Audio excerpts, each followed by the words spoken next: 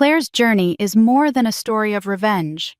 It is a story of survival, resilience, and the sweet justice that comes when the overlooked daughter finally takes back her power. For years she was invisible, mocked, and treated as a burden. But she rose from the ashes, built a name for herself, and turned her pain into strength. And in the end, when the world was watching, it was not her mother or her sister who stood in the light. It was Claire. Now, I want to hear from you. What would you have done if you were in Claire's shoes? Do you believe her revenge was justified, or do you think she should have taken a different path? Share your thoughts in the comments. I read every single one, and your perspective matters. If this story moved you, if you felt the sting of injustice and the thrill of Claire's triumph, then don't let it end here. Subscribe to this channel so you never miss the next story of betrayal, resilience, and payback. And if you know someone who's ever been overlooked or underestimated, share this with them. Because stories like these remind us all that no matter how long we've been pushed aside, there's always a chance to rise, reclaim our voice, and step into the light. This was Claire's moment, and perhaps someday it will be yours too. Claire Monroe was 30 years old, a woman who had built her name from nothing. By profession, she was a fashion designer, one who had climbed through rejection, long nights, and bitter memories to reach a place where her work commanded respect. Tonight was not only her wedding, but also her stage, and in this moment, her past and her future collided beneath the chandeliers of a grand hall on the California coast. To the guests, she was the radiant bride, but to herself, she was more than that. She was the orchestrator of a carefully designed reckoning. The moment began innocently enough. The music swelled, the chatter softened, and every pair of eyes turned toward the entrance. Lily, Claire's younger sister, swept into the reception as if she owned it. She was dressed in a flawless white gown, a gown that shimmered and caught the light with every calculated step. Her chin tilted upward, her smile fixed in the sort of triumph that comes only from believing the spotlight belongs solely to you. Guests gasped, not in admiration of Claire the bride, but of Lily the intruder who dared to stand in white on her sister's wedding day. The audacity of it was breathtaking, though to Claire it was no surprise. The hall itself was lavishly decorated. Crystal chandeliers hung from the ceiling, scattering light across velvet drapes and polished floors. Guests in tailored suits and evening gowns leaned forward as Lily strutted confidently down the aisle, pausing just long enough for every camera and every curious eye to capture her arrogance. For an instant it seemed she had succeeded again, stealing attention that did not belong to her, basking in glory meant for someone else. A murmur rolled across the crowd like a tide. Who wears white to another woman's wedding? Who believes she can outshine the bride herself? Then it happened. The lights shifted. Spotlights from the ceiling, planned and rehearsed, poured down on Lily with surgical precision. At first the effect was subtle, a shimmer, a ripple across the fabric. But then the entire dress seemed to betray her, bleeding from pristine white into a shocking, vivid red. It was as though fire had leapt across the gown, illuminating every fold and curve in merciless clarity. Gasps filled the air. The hall erupted in whispers, exclamations, and the clatter of glasses set hastily down on tables. Guests leaned toward one another, eyes wide in disbelief. What was this? A malfunction? A cruel prank? Or something far more deliberate? Lily froze. The confident smile faltered, her painted lips parting as the realization dawned on her. She looked down, hands flying to clutch at the fabric as if she could smother the crimson blaze overtaking her gown.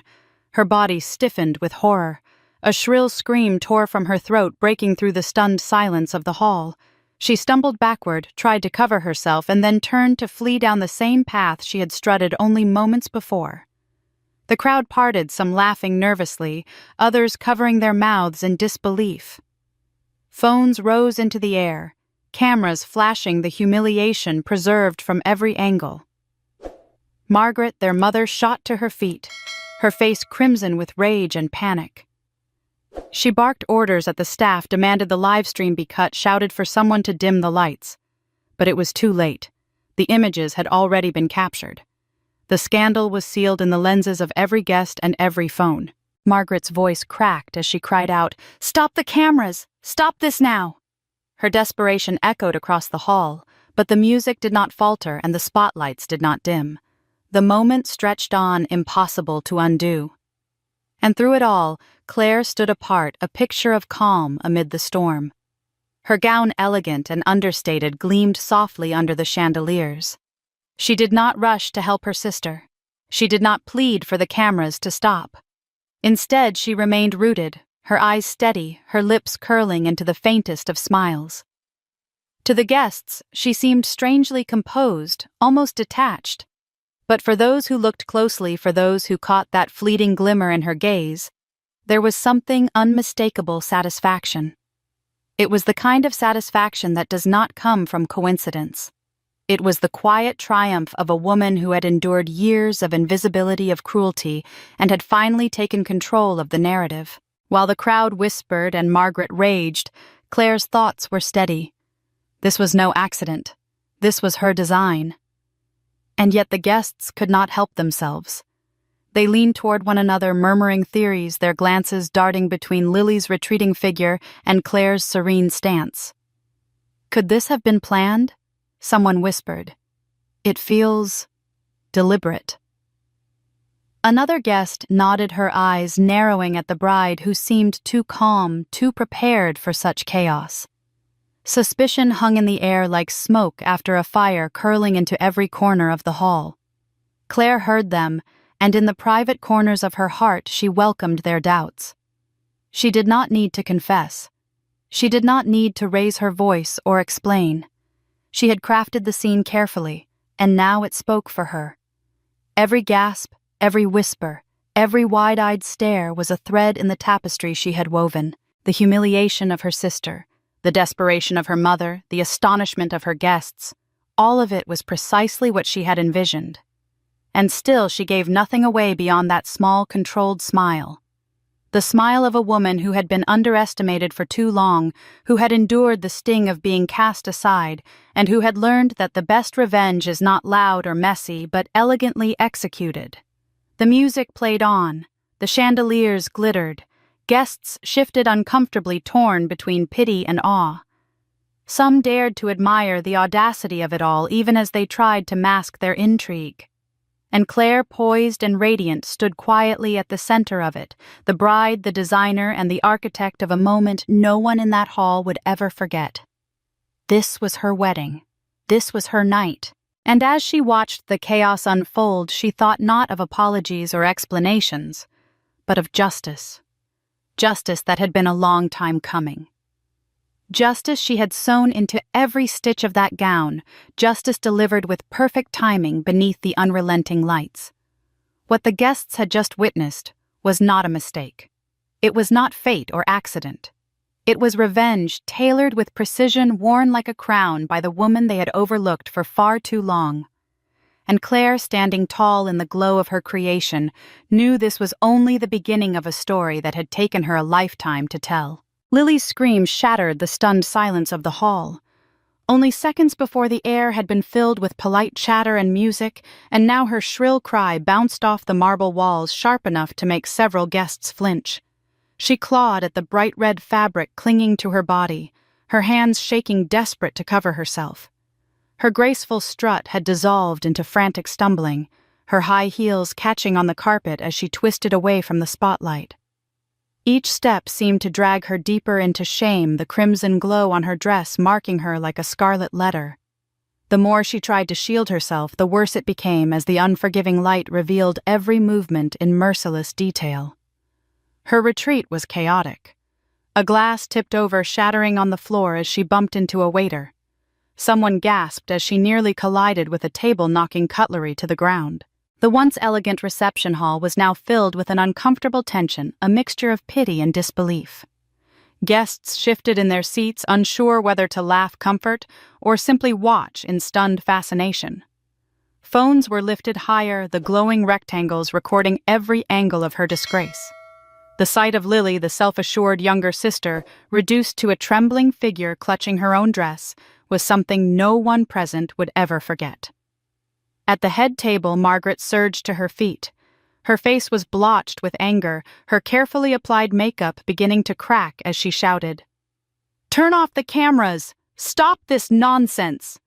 Her voice rose above the scattered murmurs, sharp and commanding, but it only drew more eyes to the scene. The event had been advertised as a wedding worth broadcasting, and countless guests had been streaming it live for their followers. Even if the official feed could be cut, dozens of private recordings were already shared to social media in real time. Margaret's demands rang hollow against the hum of digital exposure each second, multiplying the humiliation. Several staff members hesitated at her orders, glancing nervously between one another. No one dared to defy her outright, but they knew the truth. It was too late. The images of Lily's dress transforming under the lights were already immortalized, impossible to erase. The more Margaret screamed, the more chaotic it seemed, as if she were trying to hold back a tide with her bare hands. Her voice broke with desperation. "Do something! Someone stop this!" But her pleas carried the weight of futility, and her frantic gestures only fueled the whispers spreading among the guests. The murmuring grew louder, no longer just shock, but speculation. People leaned toward each other, voices hushed yet insistent. At one table near the aisle, an older man shook his head slowly. "This feels planned," he muttered to his companion. She nodded, her eyes narrowing on the bride, who sat in striking calmness amid the storm. Claire's expression betrayed nothing more than composed serenity, but the contrast only made her stand out. While her sister fled and her mother raged, she remained still, her hands folded gracefully, her eyes watchful yet serene. The whispers rippled outward. "It's too perfect to be an accident. Did you see how she didn't even move? She looks like she expected it." Each murmured suspicion fed into the next, weaving a quiet narrative among the crowd. It wasn't only Lily's humiliation that was shocking now, but the possibility that Claire herself had orchestrated it. The idea hung in the air like a forbidden secret, daring anyone to speak it aloud. Guests who had come expecting champagne toasts and polite conversation were now gripped by something far more compelling: scandal. Meanwhile, Lily stumbled toward the exit, her face blotched red not only from the lights but from humiliation. She shoved past guests, ignoring the sympathetic hands reaching out. The sound of her sobs trailed behind her as she vanished through the double doors, leaving behind only the echo of her disgrace. The hall buzzed with a strange energy, a mixture of discomfort and fascination. Conversations broke out in pockets, eyes flickering back toward the bride again and again. Margaret collapsed back into her chair, her chest heaving, her fury palpable. She clutched her phone with trembling hands, barking orders into it, calling staff, trying to contain a fire that had already spread too far. Each frantic attempt seemed only to confirm what the guests were already whispering: control had been lost, and this disaster was beyond repair. The harder she fought, the more powerless she appeared. And still at the center of it all, Claire remained untouched. She had not moved to console her sister, nor had she lifted a hand to calm her mother. Her composure was striking unnerving, even like the eye of a storm surrounded by chaos. For those who glanced her way, the faint curve of her lips suggested something both unsettling and fascinating. It was not the smile of a woman blindsided by accident, but of someone who knew exactly what was unfolding. The reception hall had transformed in a matter of minutes from a celebration of vows to a theater of downfall. Guests who had once been eager to compliment the floral arrangements and the menu now found themselves transfixed by an unfolding drama far richer than any toast could provide. Laughter mingled with whispers, pity mixed with awe, and in every conversation the question lingered: was this disaster fate, or was it design? Claire offered no answer, no denial, no confirmation. She simply sat poised, her silence a canvas onto which every guest projected their suspicions. The weight of their stares pressed upon her, yet she bore it with the ease of someone who had anticipated every glance. And in the silence that followed, the seed was planted deep. This was no random mishap, they whispered to themselves. This was something else, something carefully constructed. and all eyes, whether they admitted it or not, turned to Claire the bride, who smiled as the world unraveled around her. The reception hall buzzed with restless energy, the echoes of Lily's screams still hanging in the air long after she had fled. Guests shifted in their seats, the clinking of glasses replaced by murmurs that carried across the room like a current. Some spoke in whispers, barely daring to put words to what they had witnessed, while others exchanged sharper glances, eyebrows raised in disbelief. A man near the front leaned toward his companion and muttered, "That couldn't have been an accident." His companion pursed her lips, her eyes drifting toward the bride, who remained composed at her table. "It was too perfect," she said softly, like someone wanted this to happen.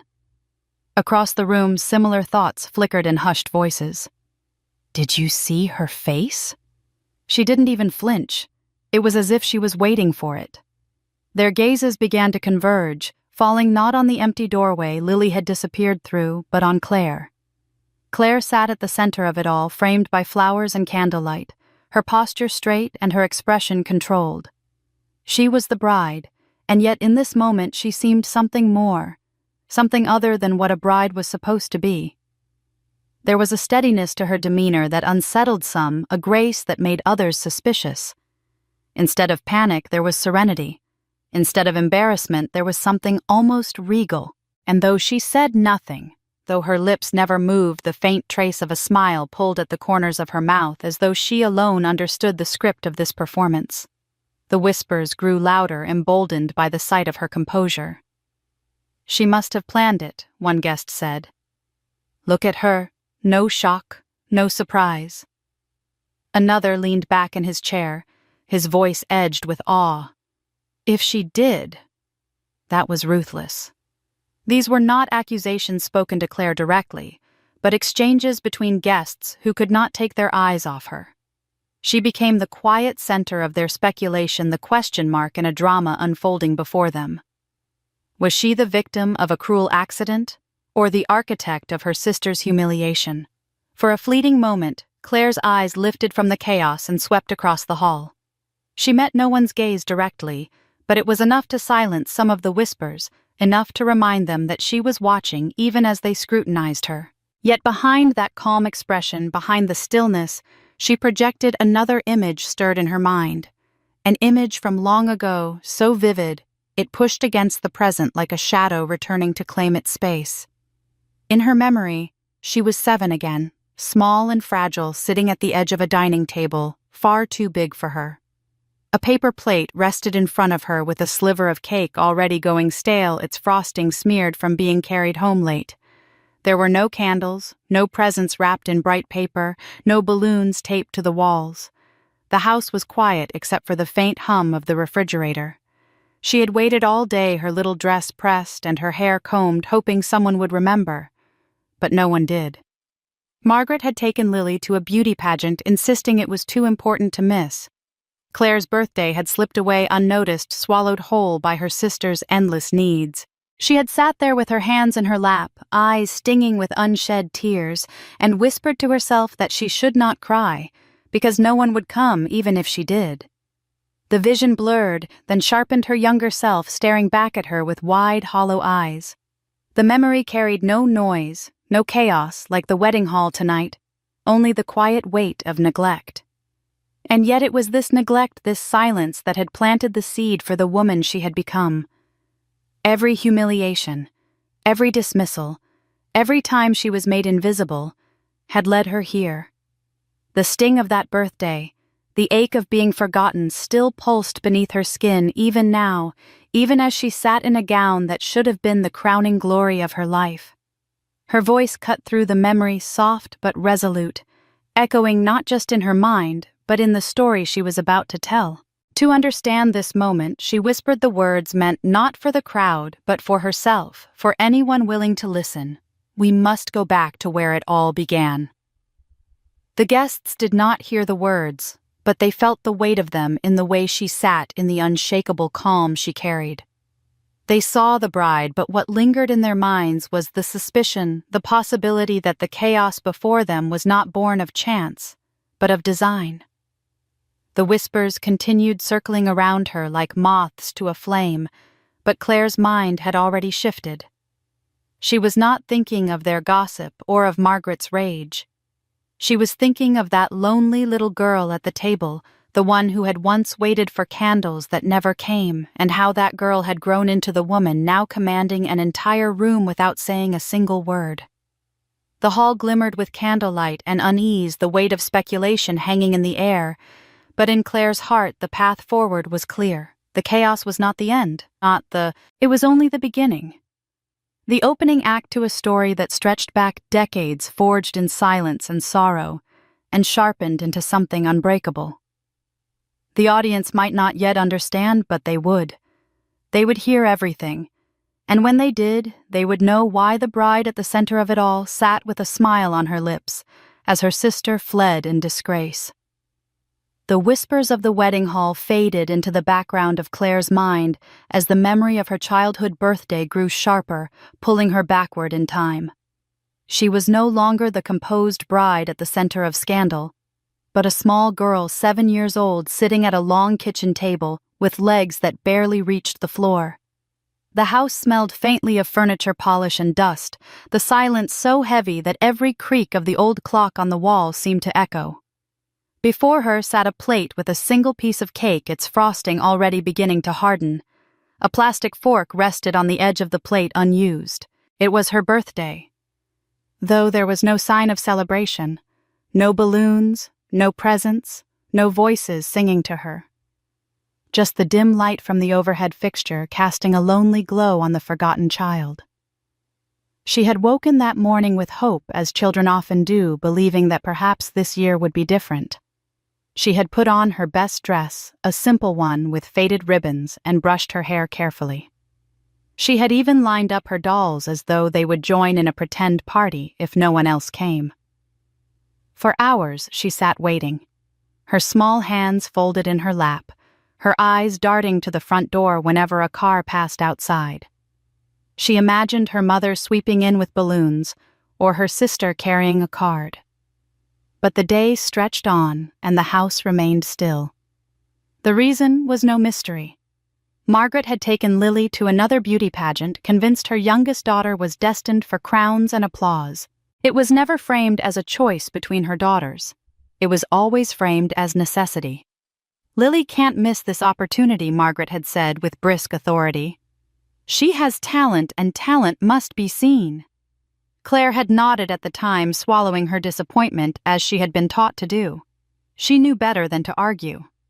In her mother's world, Lily's shine was a priority. Claire's quiet needs were an inconvenience. That afternoon, a neighbor had dropped off a cake, a small one purchased from the grocery store with uneven writing on the top. It was handed over with a distracted smile and the words, "Your mother said you'd be home." Claire had thanked them politely, clutching the box as though it might transform into something grander if she held it tightly enough. She set it on the table, cut herself a slice, and waited for the sound of the front door. She waited as the frosting crusted, as the sun shifted through the windows, as the clock ticked past the hours of daylight. When evening came and the house was still empty, the truth settled in. They were not coming back in time. She was not going to hear a chorus of happy birthday. There would be no candles to blow out, no gift to unwrap. She took a small bite of the cake, forcing herself to chew, though her throat ached with the effort. Tears welled in her eyes, silent and hot, slipping down her cheeks as she pressed her lips together to stifle the sound. Crying loudly felt useless. No one was there to hear her. So she cried quietly, shoulders trembling, as she looked down at the half-eaten slice on her plate. She tried to tell herself it didn't matter, that perhaps she didn't deserve a celebration anyway. Margaret often said she was too sensitive, too demanding, that she should learn to be grateful for what she had. But even as she repeated those words in her mind, they gave no comfort. She was 7 years old, and in that moment she felt invisible. The absence of her family on that day carved a hollow place inside her, a place that whispered she was unworthy of attention, unworthy of love. When Margaret and Lily finally returned late that night, the house filled with the sound of Lily's laughter and Margaret's voice praising her performance on stage. They didn't notice the cake box pushed to the side of the counter, or the child who had cried herself to sleep on the couch. Claire had already curled into a ball. Her dress wrinkled her face damp with dried tears. If they saw her, they didn't comment. If they remembered what day it was, they didn't say a word. Years later, as Claire sat in the wedding hall watching her sister's humiliation unfold under the lights, that birthday lingered in her memory like a scar. It wasn't the absence of balloons or presents that she remembered most, but the ache of waiting, the certainty that she was never going to be chosen. That was the seed planted in her heart, the early lesson that she was disposable, that she could be overlooked without consequence. It was the quiet pain of that night that shaped her, fueling the resolve that one day she would not be the forgotten girl at the table. One day she would command the room. The guests at her wedding whispered about her calmness, wondering if she had orchestrated the spectacle. They didn't know about the child who had sat before a lonely piece of cake, tears staining her cheeks in silence. They couldn't know that the smile on Claire's face now was not only for the humiliation of her sister, but for the vindication of that little girl who had once been invisible. In her heart, she whispered to that memory, to the child who had felt abandoned, "You are seen now, you are not forgotten, and this moment is yours." By the time Claire reached her teenage years, the sting of being overlooked had become almost routine, but there were still moments when hope crept in. Moments when she imagined that perhaps her mother might treat her the way other girls were treated. One of those moments came on the eve of her high school prom, the night she had quietly circled on her calendar for months. Prom was supposed to be a milestone, a night to remember, a night when every girl felt beautiful, and Claire longed for the same magic her classmates talked about in the hallways.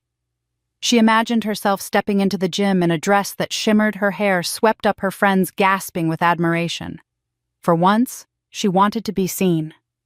But when the evening arrived, the reality was starkly different.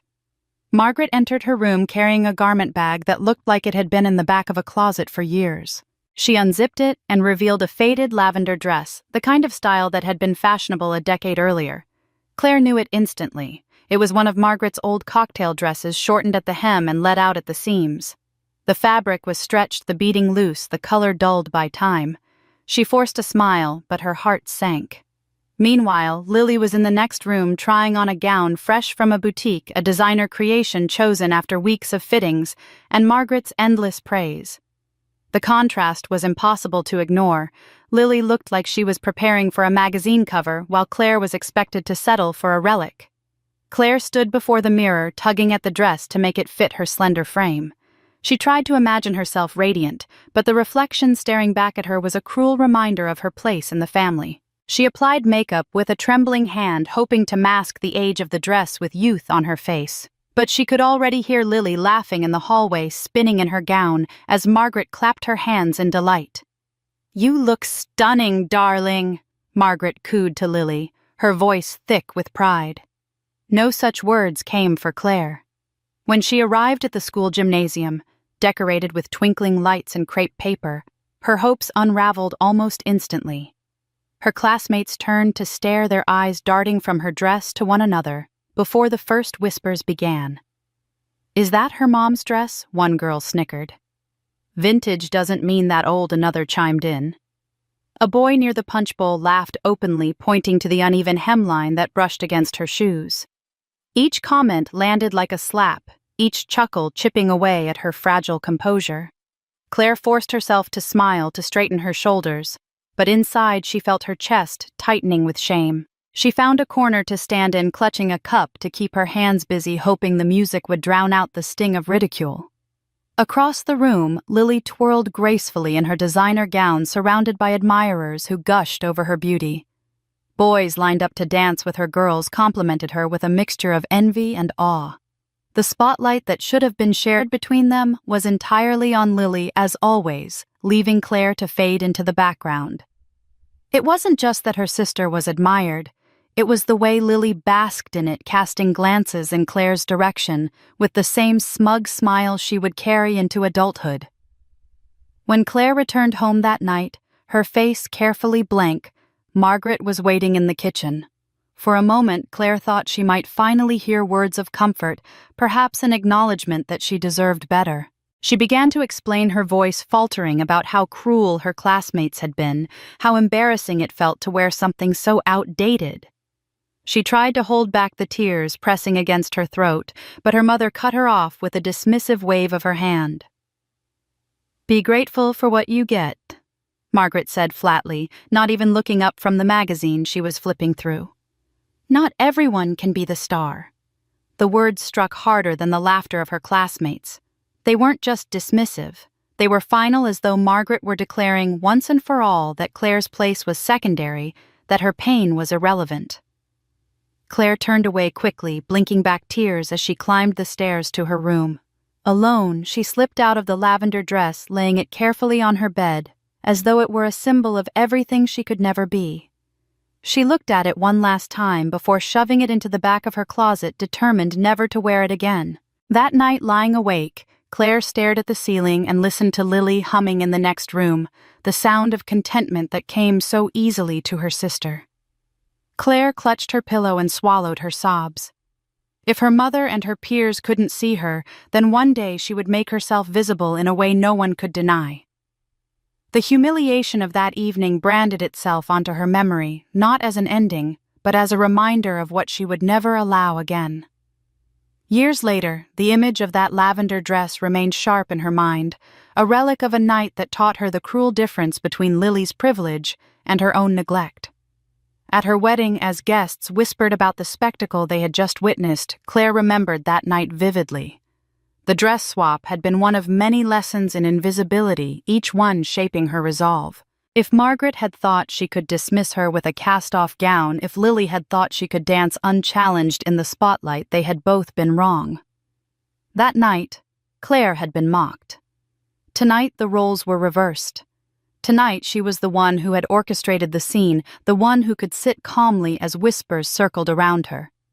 The humiliation she endured at 17 had returned, but this time it belonged to someone else. After the humiliation of prom, Claire carried the weight of invisibility with her into the following year. Yet even in the shadows, life has a way of offering brief flickers of hope, and for Claire that glimmer came in the form of Michael Carter. He was not the most popular boy in school, nor was he the most handsome, but he had a steadiness that drew her in. Michael spoke to her differently than others did. He looked her in the eye, asked about her day, and listened as though her words mattered. When he walked her to class, he didn't glance over her shoulder, searching for someone more important.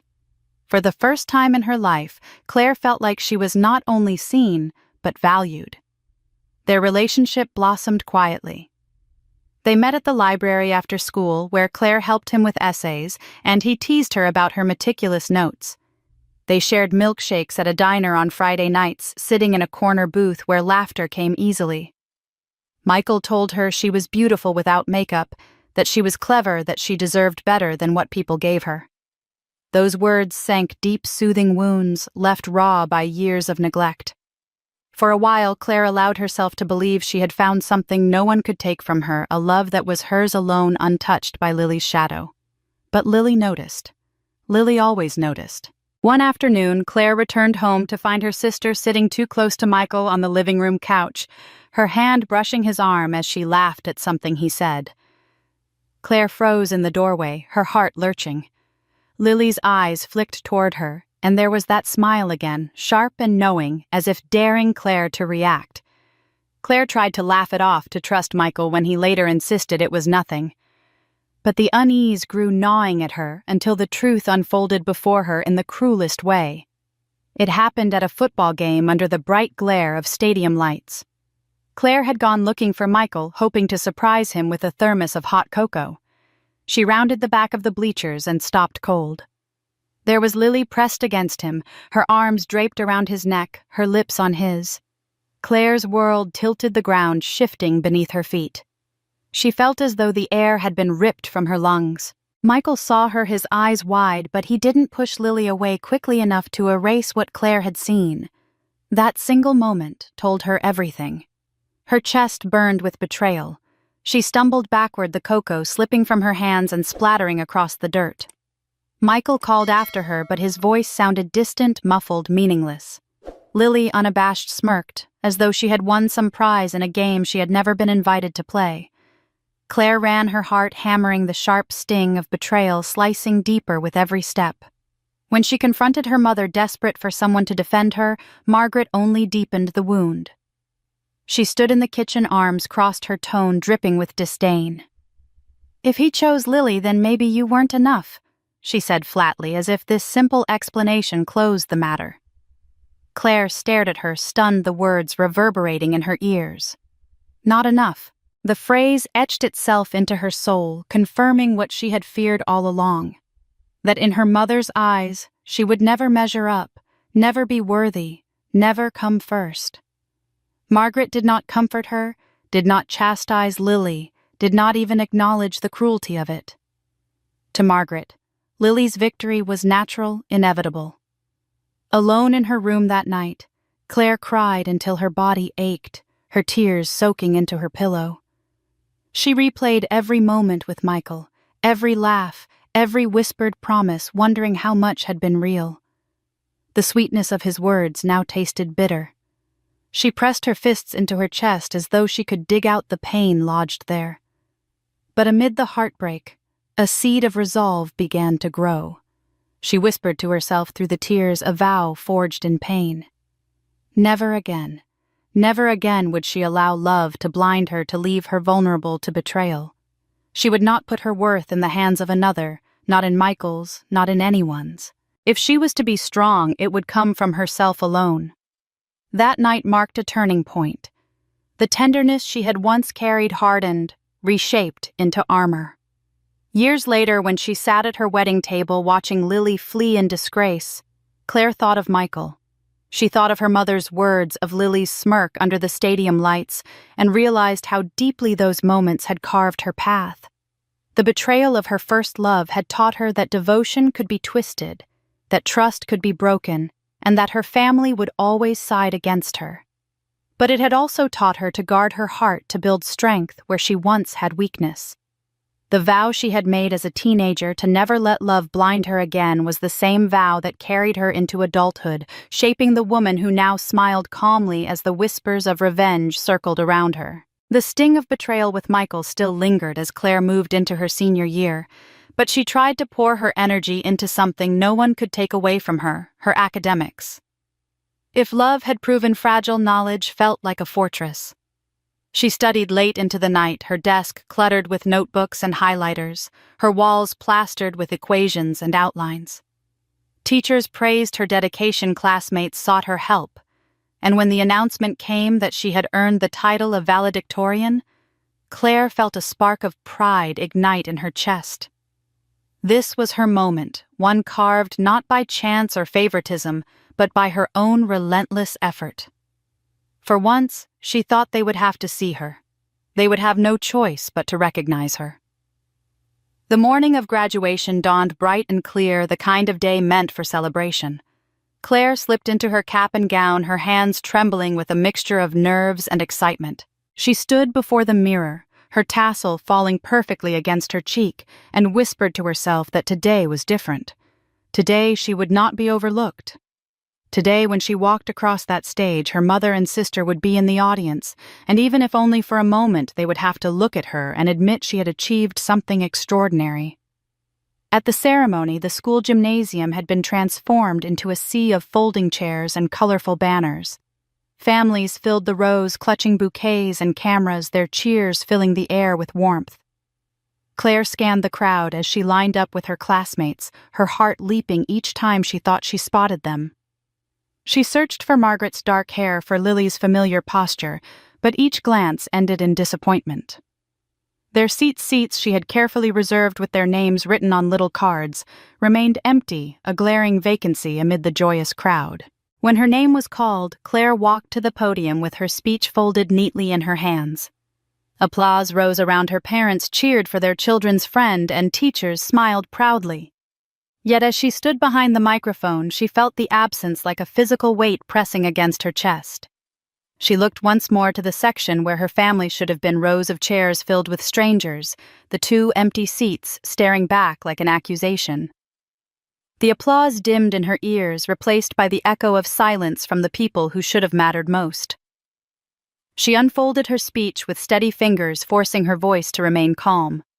She spoke of perseverance, of overcoming obstacles, of the hope each graduate carried into the future. Her words drew nods of approval, her classmates clapped at the right moments, but all the while her gaze drifted back to that empty space. She imagined Margaret sitting there, Lily rolling her eyes with boredom, but present nonetheless. The fantasy only deepened the ache. She knew where they were, instead, at a casting call across town, Lily auditioning for yet another commercial or print ad, Margaret hovering proudly at her side. To them, Claire's achievements were not worth the drive, not worth the applause. When she finished, the audience rose in a standing ovation, their cheers echoing through the gym. Cameras flashed, parents shouted their children's names with pride. Claire smiled politely, bowed her head, and returned to her seat, but inside she felt hollow. The recognition she had craved felt tainted, diminished by the two empty chairs that mocked her with their silence. Later that evening, as she carried her diploma home, she found the house empty. Margaret and Lily returned hours later, flushed with excitement, chattering about how well the casting director had responded. They barely noticed the tassel still pinned to Claire's cap, the diploma clutched in her hand. When she tried to tell them, Margaret waved her off with the same dismissive tone she had used so many times before. "That's nice, dear," she said, not even looking up from the magazine she was reading. But you know Lily's audition was very important. It was in that moment that the bitter truth settled over Claire like a cold blanket. Her triumphs, no matter how hard-earned, were invisible to them. Her success was not celebrated, not even acknowledged. She had stood at the top of her class, spoken words that moved an entire audience, and yet in the only eyes she longed to meet, she had remained unseen. She retreated to her room, the diploma heavy in her hands, and whispered to herself the realization that had taken root in her heart: "My success is invisible to them." The words were sharp, unforgiving, and final. They would never see her, never value her, never applaud her victories. And if they would not, she would have to find a way to shine without them. The memory of that graduation would follow her for years. Each detail etched into her mind: the roar of applause, the flash of cameras, the sight of empty chairs that screamed louder than any cheer. It became another stone in the foundation of her resolve, another reminder that she could not rely on family for validation. One day she promised herself she would build a life so radiant that even Margaret and Lily would not be able to look away.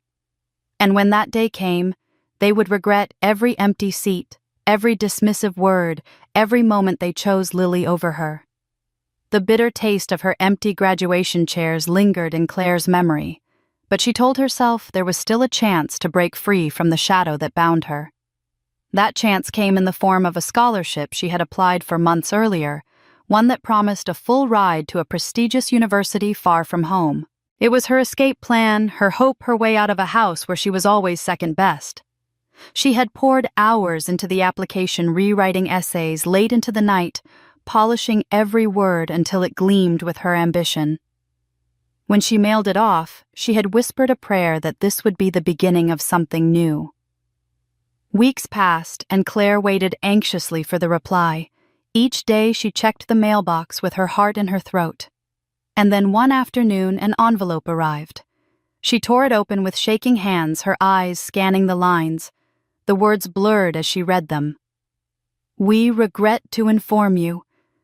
The rejection hit her like a physical blow. She sank onto the porch steps, the letter trembling in her hands. It didn't make sense. She had been confident her teachers had praised her essays, her grades were impeccable. How could they have denied her? For days she carried the letter with her, pulling it out again and again, trying to make sense of the failure. She began to wonder if perhaps Margaret was right, if she really wasn't enough, if no amount of effort could ever make her shine. The weight of disappointment pressed down until she felt she could hardly breathe. It was only by chance that she discovered the truth. A week after receiving the letter, she met with a classmate who had also applied for the scholarship. They sat together in the library comparing notes. When he leaned closer and asked Claire, "Why did you withdraw your application?" She stared at him, startled. "Withdraw? I didn't withdraw. I got rejected." He frowned, pulling out his phone. "That's strange." They posted the list of applicants who pulled out before the review. Your name was on it. Her blood ran cold. Confusion turned to dread as she pieced together what must have happened. That evening, she searched through the family desk where papers and old mail were piled carelessly. Buried beneath a stack of receipts and notes, she found a carbon copy of the withdrawal form, her name scrawled at the bottom in a handwriting that mimicked hers poorly. The strokes were too rounded, the signature clumsy. She knew it instantly. It wasn't hers. It was Lily's. The realization hit her harder than the rejection itself. Her sister hadn't been content to overshadow her. She had actively stolen her future. Claire clutched the paper in her hands, her stomach twisting with nausea and fury. She remembered Lily bragging weeks earlier about helping with some paperwork and Margaret brushing it off as harmless. The betrayal was complete, undeniable. It wasn't fate or bad luck that had closed the door. It was Lily's hand pressing it shut in her face. When she confronted her mother, hoping for outrage, for even a flicker of fairness, she was met instead with icy dismissal. Margaret's lips curved into that same disapproving line. Don't be dramatic. If Lily signed something, she must have had a reason. Maybe the scholarship wasn't right for you anyway. You should be grateful you're not setting yourself up for disappointment. Her words stung more than the false rejection letter. Not only had her sister sabotaged her, but her mother condoned it, twisting the knife deeper. Claire retreated to her room, the forged signature burning in her hand. She sat on the edge of her bed, staring at the paper until her vision blurred with tears. Her chest ached with betrayal, her dreams of escape crumbling before her eyes.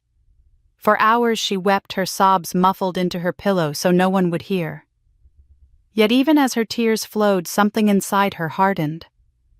If her family would go so far as to destroy her future, then she could no longer allow herself to depend on them, or even remain under their roof. This was not just neglect or favoritism.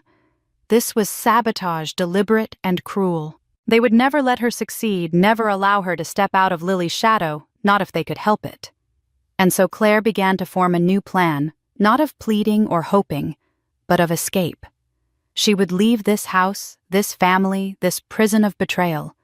She would build her own life even if it meant starting with nothing. She tucked the forged document away, not as evidence to present, but as a reminder to herself. A reminder that she could not trust them, not her sister, not her mother. They had taught her through cruelty that her only chance at survival was to sever the ties binding her. The heartbreak of the lost scholarship did not destroy her. It ignited something fiercer. It made her vow that one day she would carve out a future so undeniable that no forged signature, no dismissal, no sabotage could erase it. As she lay awake that night, her eyes raw from tears, Claire whispered into the dark, "I will get out. I will not be invisible forever." The words were soft, but they carried the weight of a promise that would shape everything to come. The broken dream of that scholarship became the catalyst, turning despair into determination, sorrow into resolve. One day she swore she would step out of the shadow her family had built around her, and when she did, the world would finally see her. The discovery of the forged scholarship form was the final thread snapping inside Claire. She had endured birthdays, forgotten dances, humiliated a first love stolen, and now her future deliberately sabotaged. She realized with icy clarity that if she stayed, there would be nothing left of her but scraps. That night, long after the house had gone still, Claire sat at her desk with her diary open, her pen scratching furiously across the page. Her handwriting trembled, but her words were sharp. She wrote about the rejection letter, about the betrayal that had hollowed her out, about the years of being second place in her own family. She confessed her fear that she would never be enough for them, and then, in the same breath, wrote her vow if they would not give her worth, she would create her own. Beside her bed, a small suitcase sat open. She packed quietly, pulling shirts and jeans from her drawers, folding them with deliberate care. Into a corner she tucked the diary, the one constant witness to her pain, the only confidant she trusted. She added a few books, the framed photograph of herself with her grandmother, and the rejection letter she could not stop rereading. It wasn't much, but it was all she had. Each item she packed felt like both an anchor and a wing, a reminder of where she came from and the promise of where she was going. She had just zipped the suitcase shut when a sharp voice cut through the darkness. Margaret stood in the doorway, her arms crossed, her silhouette rigid. For a moment, Claire froze, her throat tightening with the instinct to hide what she was doing. But there was no point pretending. Margaret's eyes flicked to the suitcase and a cold smile curled on her lips. So, this is it. Running away. Her tone carried more mockery than concern. Claire tried to steady her voice. I can't stay here anymore. You'll never let me have a future. Margaret's laugh was bitter, a sound more cruel than amused. She strode into the room, snatched the suitcase from the floor, and dragged it into the hallway. With a swift, deliberate motion, she flung it down the stairs. The thud echoed through the house, followed by the sharp snap of a latch breaking open. Clothes spilled out across the entryway like discarded belongings. Margaret turned back to Claire, her eyes glinting. Don't bother coming back unless you're worth something. Do you understand me? Until you can prove you're not just a burden, this house isn't yours. The words carved into Claire deeper than the sound of the suitcase hitting the floor. For years she had clung to the faint hope that beneath the favoritism and dismissals, there might still be a place for her, a shred of maternal love. But standing in the hallway staring at her belongings scattered like trash, she understood the truth. Her mother wasn't waiting for her to succeed. She was waiting for her to disappear. Claire walked slowly down the stairs, each step heavy, her eyes stinging with tears. She bent to gather her things, her hands shaking as she shoved clothes back into the suitcase. Margaret watched from above, silent now, her face unreadable. Claire didn't look up. She couldn't bear to. She tightened the zipper as best she could and gripped the handle, the weight of it nearly pulling her to the floor. Her tears blurred her vision, hot streams cutting down her cheeks, but she did not stop. She opened the front door and stepped out into the night. The air was cool, the sky scattered with stars, and for a brief moment she let herself pause on the porch. Behind her was a house filled with memories of neglect and betrayal. Ahead of her was nothing but uncertainty. Her chest rose and fell in uneven breaths, and then she whispered to herself the words she had written in her diary. I will prove myself. Her tears kept falling as she stepped off the porch, the suitcase dragging over the uneven sidewalk. Each tear was both grief and release, each step both terrifying and liberating. She did not know where she would go, how she would pay for shelter, or what tomorrow would bring. But she knew one thing with absolute certainty: she would not come crawling back. Margaret had told her not to return unless she was worth something, and Claire was determined that someday she would be. The streetlight at the corner flickered as she passed beneath it, her shadow stretching long across the pavement. She tightened her grip on the handle of her suitcase, her resolve hardening with every block she walked away from the house that had never been a home. She had left pieces of herself behind inside those walls, but she carried forward something stronger, the conviction that her life would be her own. As the house shrank behind her, Claire did not look back. She let the tears fall freely, but her jaw was set, her eyes fixed on the dark horizon. She knew the road ahead would not be easy, but she also knew this was the only way. That night, the quiet girl who had been forgotten, humiliated, and betrayed became something else entirely.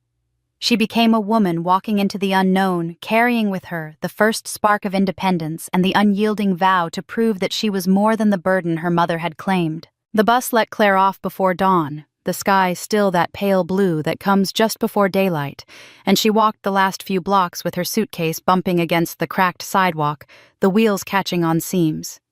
She'd circled a listing in the classifieds that promised studio utilities included, and the building that matched the address leaned slightly like it had given up on standing straight a long time ago. The landlord, a tired man with a ring of keys that rattled like a warning, showed her the room without ceremony. A single window facing an alley, a radiator that hissed even when it wasn't cold, a kitchenette with 2 burners that wobbled if you pressed them. The rent was low because nothing about it was pretty. She counted out her money carefully on the counter crumpled bills, and a few quarters she slid across with her thumb, then wrote her name on a torn piece of tape to mark a shelf in the fridge. When the door shut behind her, the silence was different from the silence of her mother's house. It wasn't neglect. It was an emptiness she could fill. She lined her shoes neatly, set her diary beneath the pillow, and ate a sandwich sitting on the floor because there was no chair. That first night, the radiator clanked like a stubborn heartbeat, and somewhere in the building a couple argued in low, hot whispers. She lay awake tracing the lines in the ceiling and told herself the rawness in her chest would soften with time. In the morning, she took a bus across town and stopped wherever a help wanted sign hung. A grocery store told her to check back next month. A laundromat offered overnight shifts paid in cash, but nothing steady. At a diner with chrome trim and windows fogged from the griddle, the manager slid an application across the counter and watched her fill it out with the disinterest of someone who had seen 100 girls ask for the same job. He hired her on the spot because she said she could start right away. Claire borrowed a faded uniform that smelled faintly of old coffee and fryer oil, pinned a name tag to her collar, and stepped into a world where no one cared who she had been yesterday. The first shift was a blur of orders shouted over the hiss of bacon and the ring of the bell that meant another plate was ready. A man in a suit snapped his fingers when his toast came out a shade too dark and called her sweetheart like it was an insult. A table of teenagers left ketchup smeared like graffiti and paid with a handful of coins sticky from the bottom of a backpack.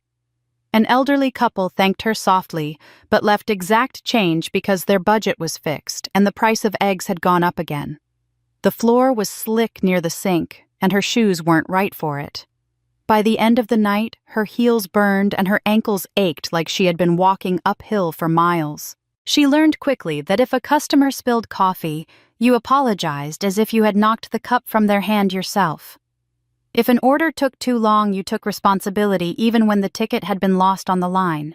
If someone decided you weren't worth tipping, you smiled anyway because anger cost more than it paid. On her second week, a woman in a bright scarf accused Claire of forgetting her side of fruit, even though the plate was exactly as ordered.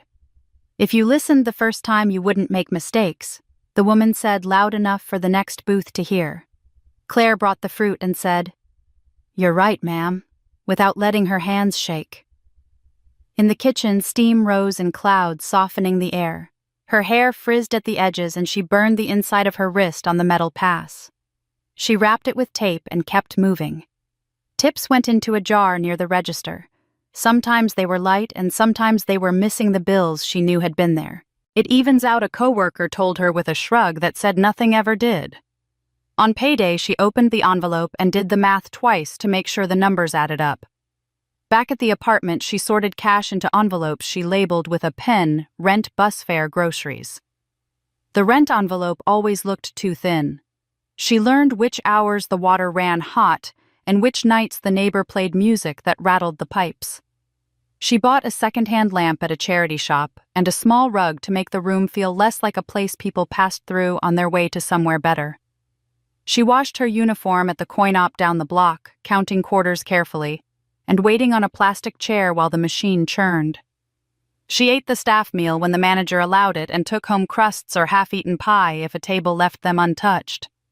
None of it felt like defeat so much as a test she refused to fail. On her way to work one morning, rain came down in a steady sheet and soaked her before she could reach the bus shelter. She served coffee with sleeves clinging to her wrists and never asked for a break. When she got home, she hung the uniform on the radiator and watched steam lift from the fabric. That night, a roach skittered across the baseboard and she trapped it with a glass because she couldn't bring herself to crush it. She slid a piece of cardboard under the rim and carried it outside, releasing it into the alley with a shudder. The building smelled of fried onions and bleach, a combination that clung to her hair, and the hallway bulb flickered like it was remembering how to be light.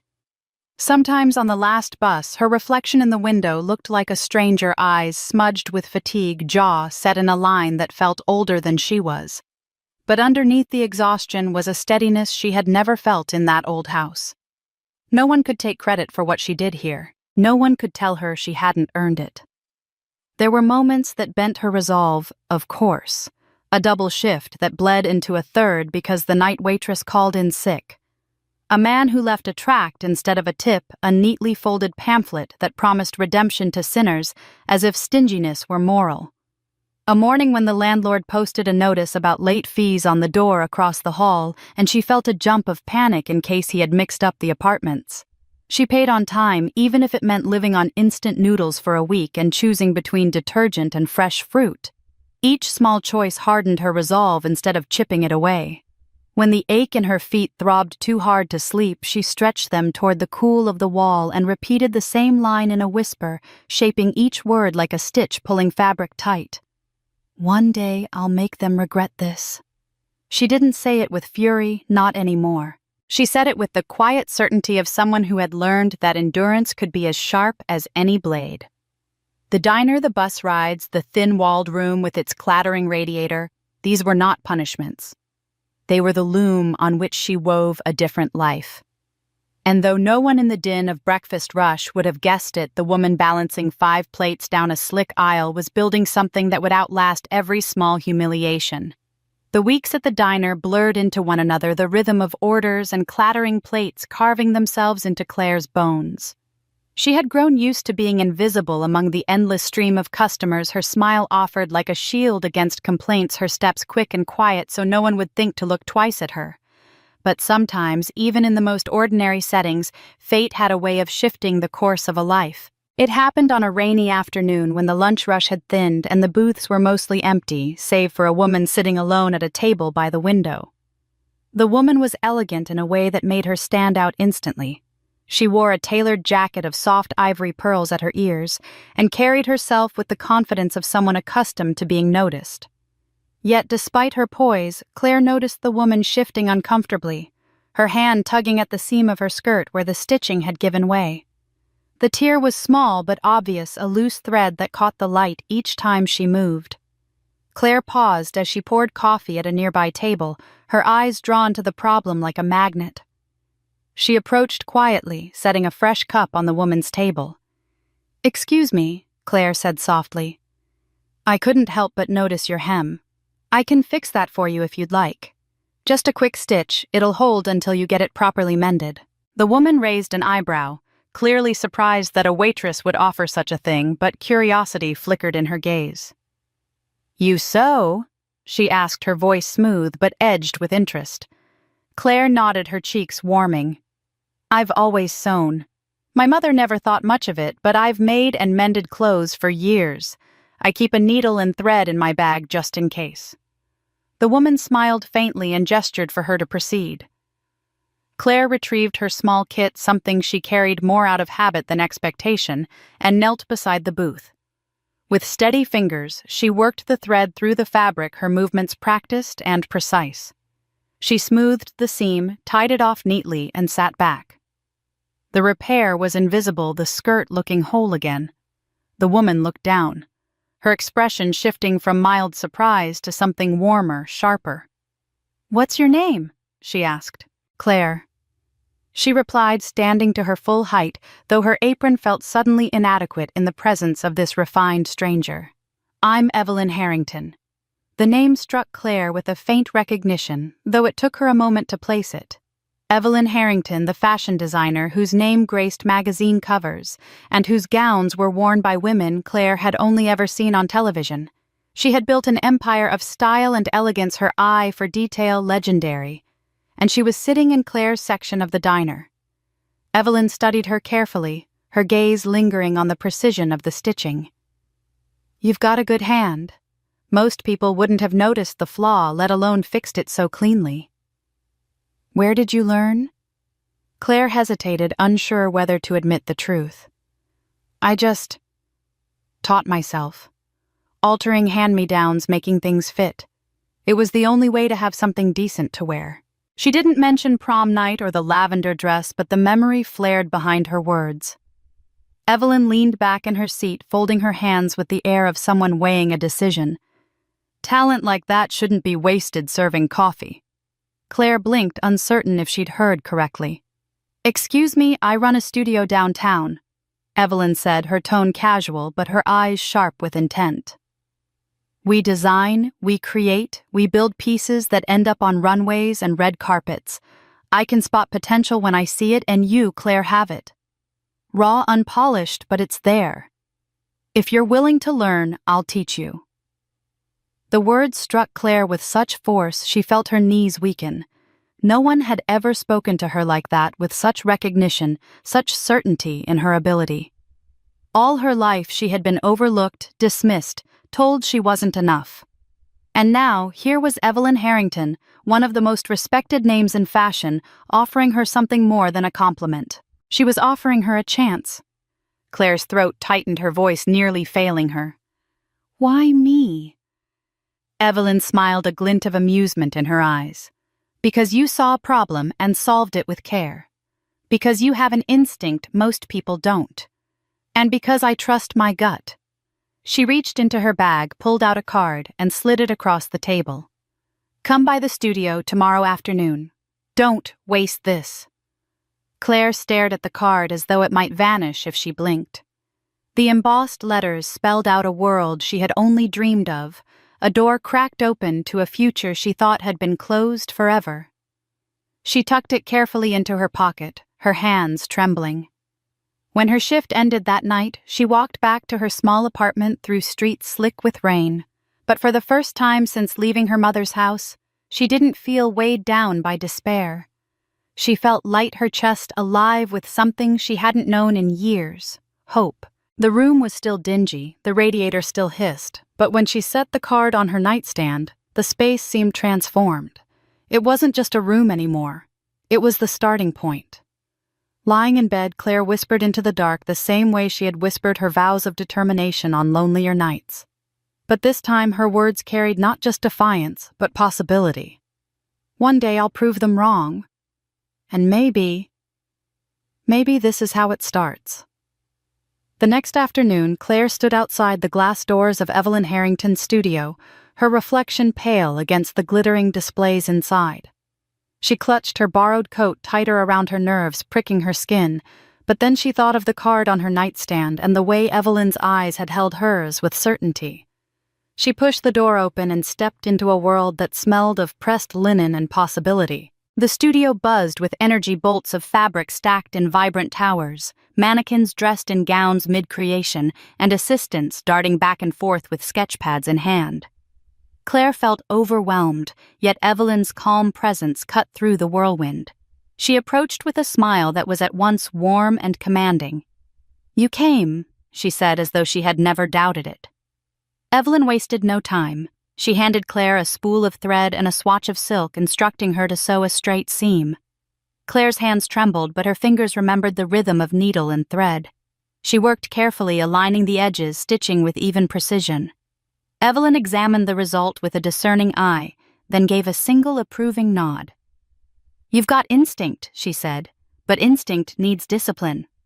That became the foundation of their work together.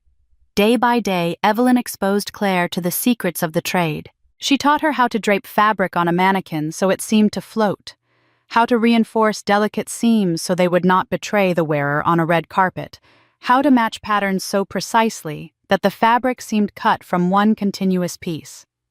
Claire learned the difference between fabric that held power and fabric that wilted under lights.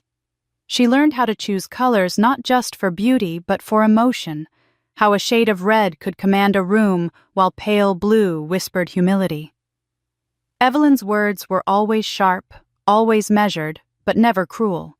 She corrected mistakes without belittling something Claire had rarely experienced. One evening, as they worked late under the studio's lamps, Evelyn paused with a piece of satin in her hands. She looked at Claire with a steady gaze. "Do you know why fashion matters?" she asked.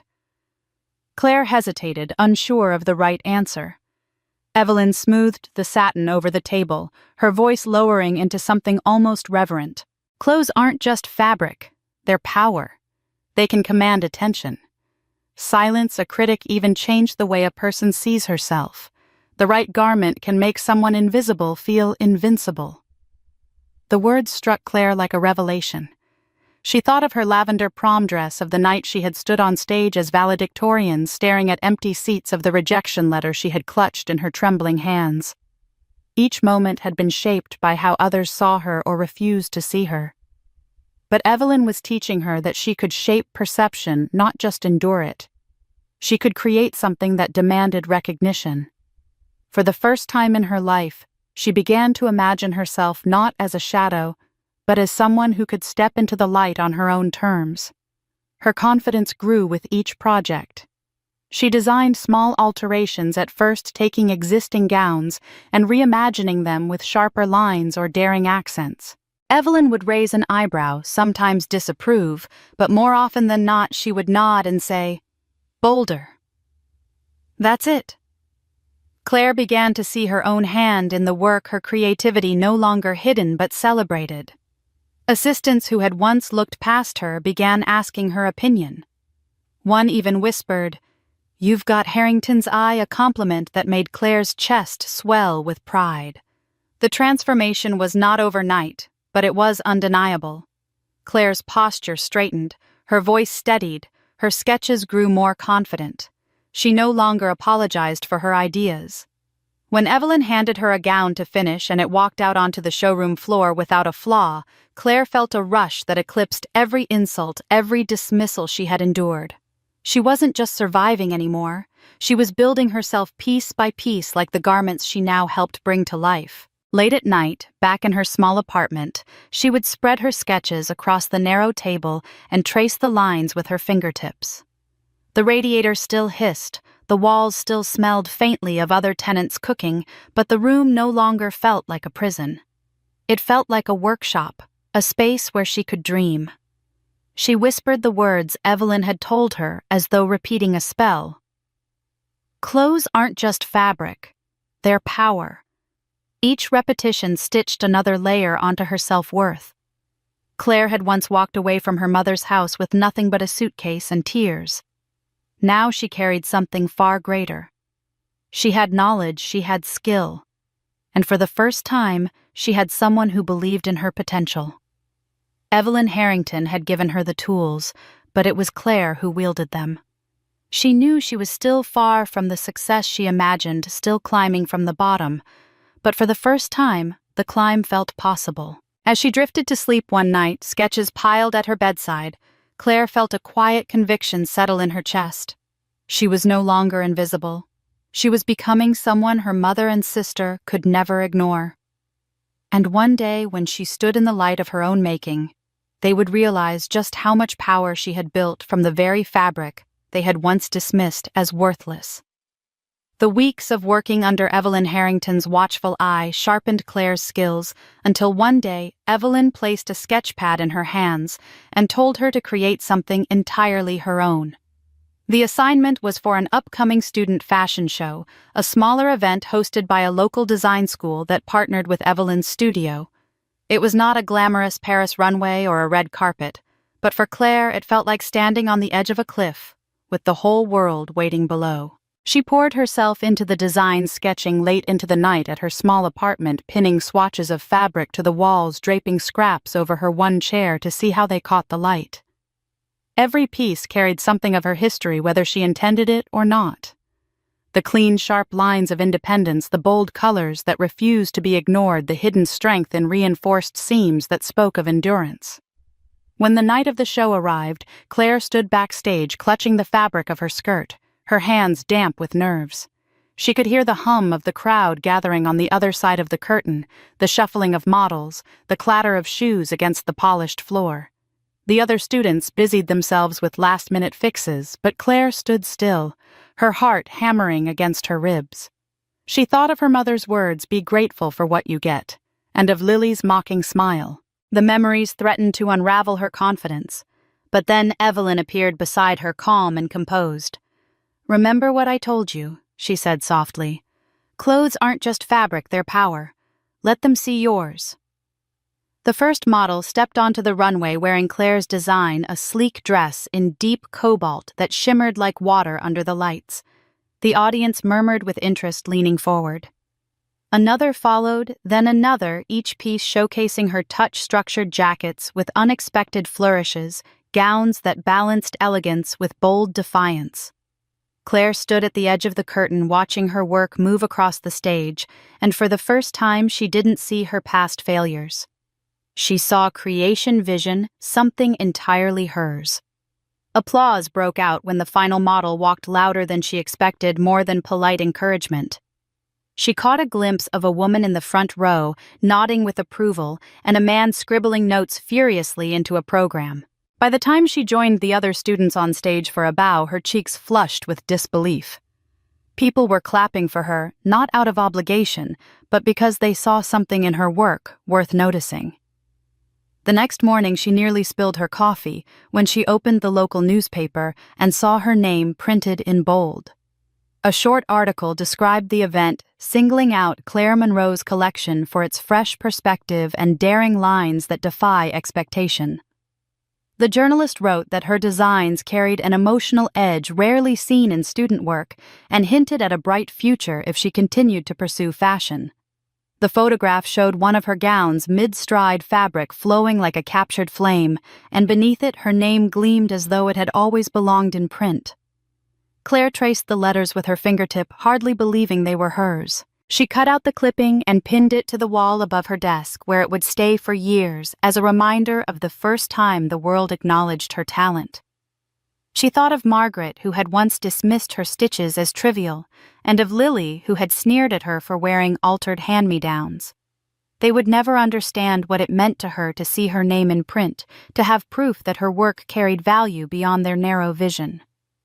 That evening, alone in her apartment, Claire sat at her table and whispered a thought that came unbidden but strong. Maybe I'm worth something after all. The words were fragile, as though speaking them might shatter the delicate hope taking root inside her, but they were also liberating. For so long she had been defined by others' opinions, measured against Lily's reflection, dismissed by her mother's sharp tongue. But now there was evidence, real, tangible evidence, that she was more than the role they had cast her in. The studio buzzed with energy the next day, assistants congratulating her with casual remarks, and Evelyn offered a small smile that carried more weight than any applause. "It's a start," she said, her tone even, but Claire caught the pride in her eyes. It was not the end, not even close, but it was the first stone laid in the foundation of a new life.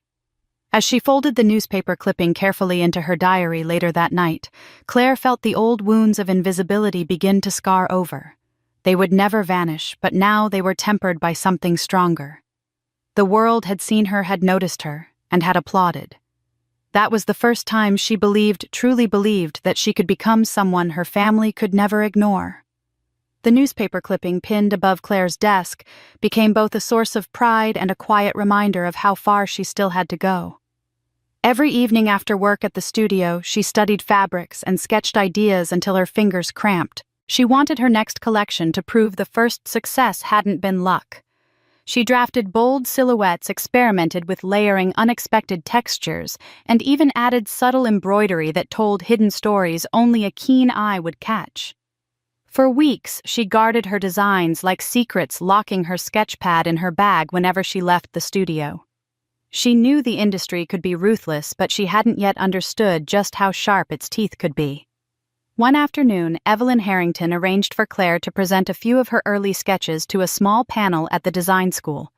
It was meant to be practice, a chance to build her confidence before facing the wider industry. Claire presented nervously, her voice shaking but her passion evident. Among the audience sat another student, Julia Maynard, whose polished appearance and practiced charm often masked a competitive edge.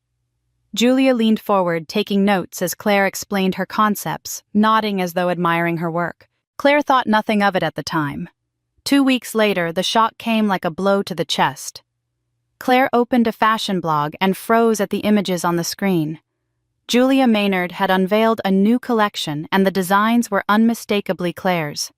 The bold silhouettes, the layered textures, even the unique embroidery motifs, each detail mirrored her sketches.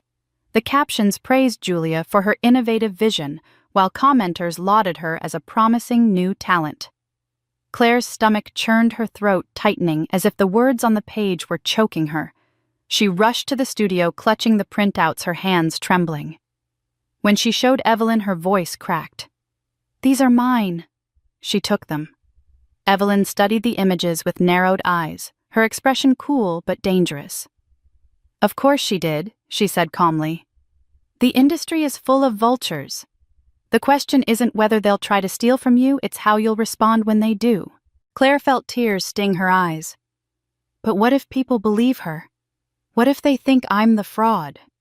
Evelyn placed a firm hand on her shoulder. "Then we show them the truth." Together they gathered Claire's original sketches, complete with dates and annotations in her handwriting. Evelyn instructed her to compile fabric samples, seam tests, and progress photos she had taken on her phone. Each piece became a thread in the tapestry of proof. Then Evelyn arranged a quiet meeting with a trusted journalist who had written about Claire's student show.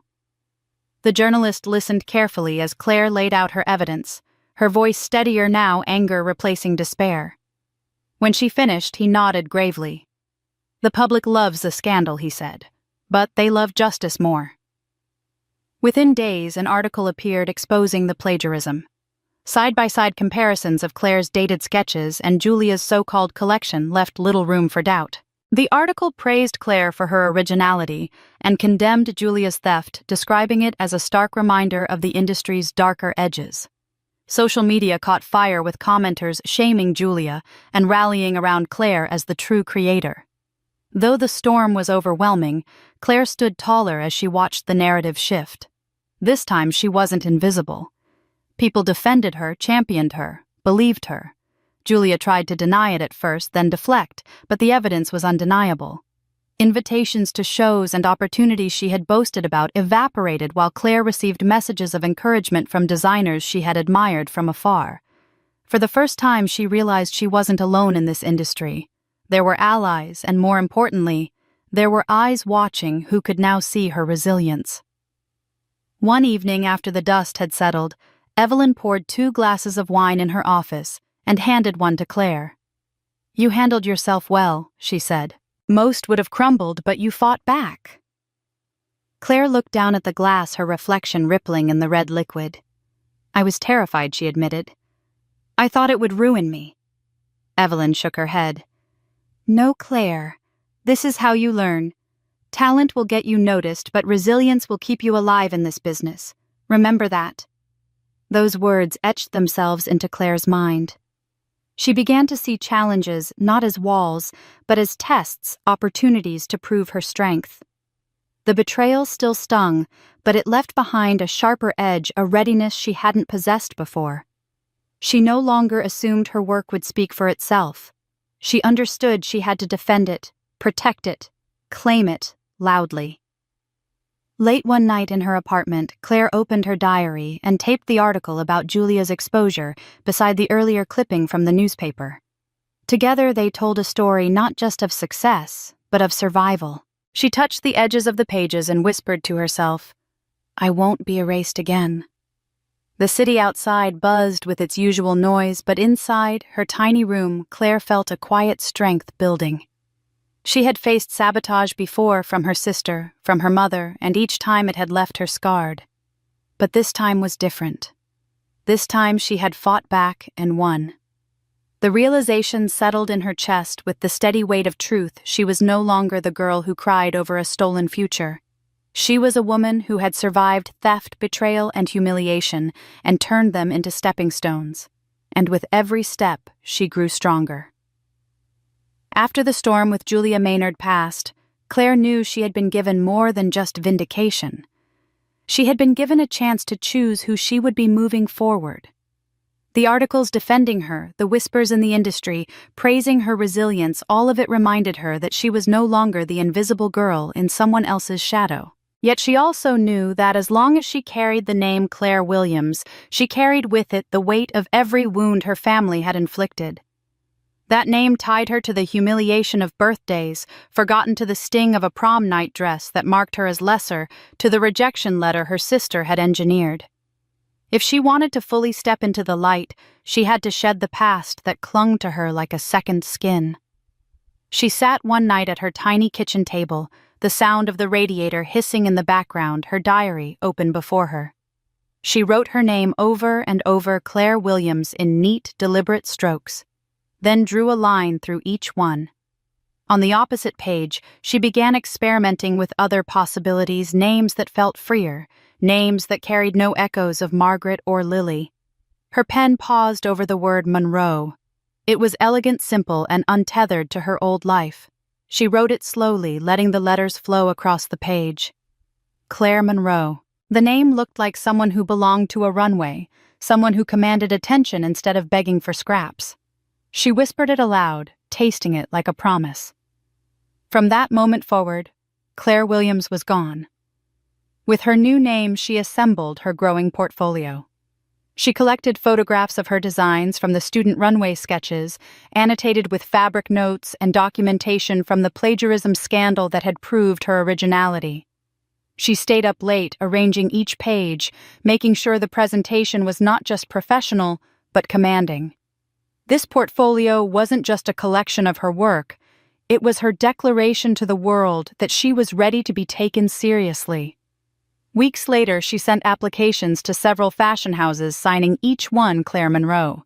She expected silence, maybe polite rejections. Instead, within a fortnight, she received a call from one of the largest houses in New York. They wanted to interview her. She traveled to their headquarters in a borrowed blazer, clutching her portfolio like it was her lifeline. The offices gleamed with marble floors and glass walls, and she felt a momentary tremor of doubt as she sat in the waiting area. But when she opened her portfolio before the panel, her voice no longer shook. She spoke with conviction about her choices, about the way fabric could shape perception, about the quiet power of design. The panelists flipped through her work, murmuring their approval. One paused at her cobalt gown and asked, "Where do you see yourself in 5 years?" Claire met his gaze steadily. At the top, she said simply. The words, bold and unwavering, left no room for dismissal. A week later, she received the call. She had the job. Claire walked into the fashion house on her first day under her new name, her badge reading Claire Monroe. She felt the weight of her old life fall further behind with every step across the polished floor. Here, no one knew the story of her neglect. No one compared her to Lily. No one dismissed her as unworthy. Here, she was judged solely on her skill and her vision. It was the rebirth she had craved since the night she dragged her suitcase out of Margaret's house. That evening, after a long day of introductions and touring the ateliers, Claire stood in front of her apartment mirror. She held the badge in her hand, her new name gleaming in bold letters. For the first time, she allowed herself to smile without restraint. She thought of Margaret's cold voice telling her she would never be enough, of Lily smirking in her designer dress, of Michael's betrayal under the stadium lights. She thought of the empty chairs at her graduation, of the forged signature that had stolen her scholarship. And then she whispered to the reflection of Claire Monroe staring back at her, "They'll regret ever overlooking me." The vow carried no bitterness now, only certainty. She was no longer clawing for scraps of recognition. She was building a future so undeniable that those who had dismissed her would one day choke on their disbelief. Claire Monroe was not the invisible daughter anymore. She was a designer at one of the most prestigious fashion houses in the country, and she was just getting started. At the fashion house, Claire spent her first months quietly learning the rhythms of a larger team, absorbing the way fabrics flowed through the ateliers and sketches transformed into garments that graced runways. She worked longer hours than most, often staying late to refine details no one else would notice, stitching by hand until her eyes ached. It was during one of these late nights that a senior designer passed by her table and stopped at the gown she had been refining.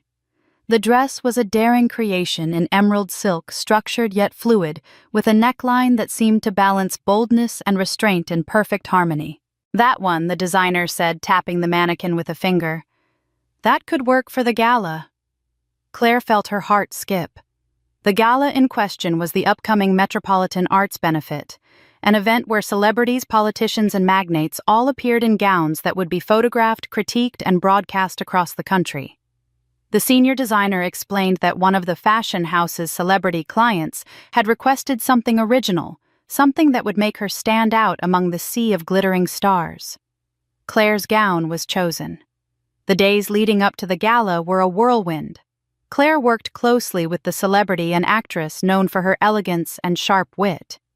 The actress was taken by the gown, immediately running her fingers over the silk and smiling at its strength and softness.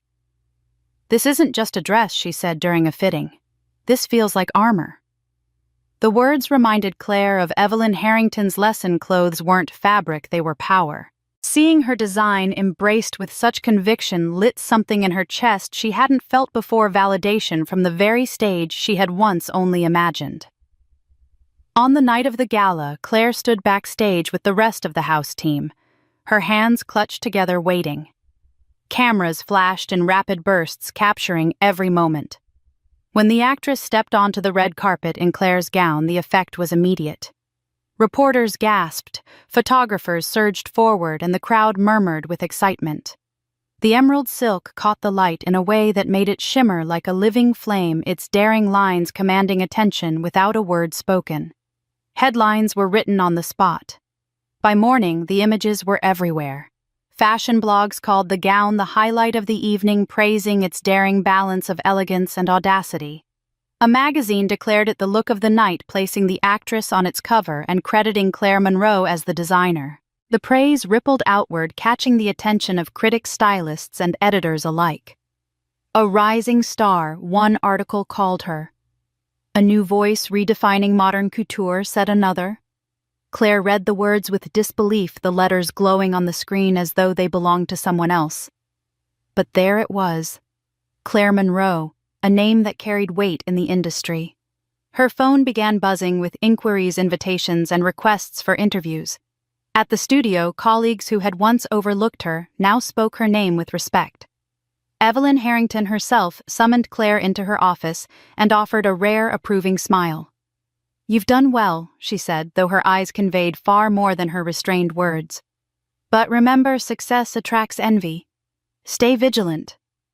Claire nodded, understanding the truth behind the warning, but nothing could dim the elation in her heart. Back in her small apartment, she cut out every article, every photograph of the gown, and pinned them beside her earlier clippings. The wall above her desk transformed into a tapestry of her journey from the student runway to surviving betrayal to now seeing her work on the most glamorous stage in the country. She stood back and stared at it, her chest swelling with a pride she had never known. She whispered softly, "Maybe I'm more than something. Maybe I'm unstoppable." The news spread farther than she anticipated. In a quiet suburb not far from the city, Margaret Williams sat at her kitchen table flipping through a glossy magazine when her eyes froze on a familiar face. The headline praised a brilliant young designer, Claire Monroe. Margaret's hand tightened on the page, her lips pressing into a thin line. Lily, perched across from her, scrolling through her phone, glanced up at her mother's reaction. "What is it?" she asked. Margaret turned the magazine toward her, her voice low. "Look at this. Doesn't she look familiar?" Lily's eyes widened, and for a moment her smug expression faltered. She recognized the designs, the style, the way the name echoed against something she wanted to forget. "It can't be her," Lily muttered, though the unease in her tone betrayed her doubt. But it was her. Claire's name was no longer confined to diary pages or whispered dreams. It was echoing in an industry her mother and sister had dismissed her from long ago, making its way into their living room whether they wanted it or not. And though they tried to deny it, they couldn't ignore what they saw in print.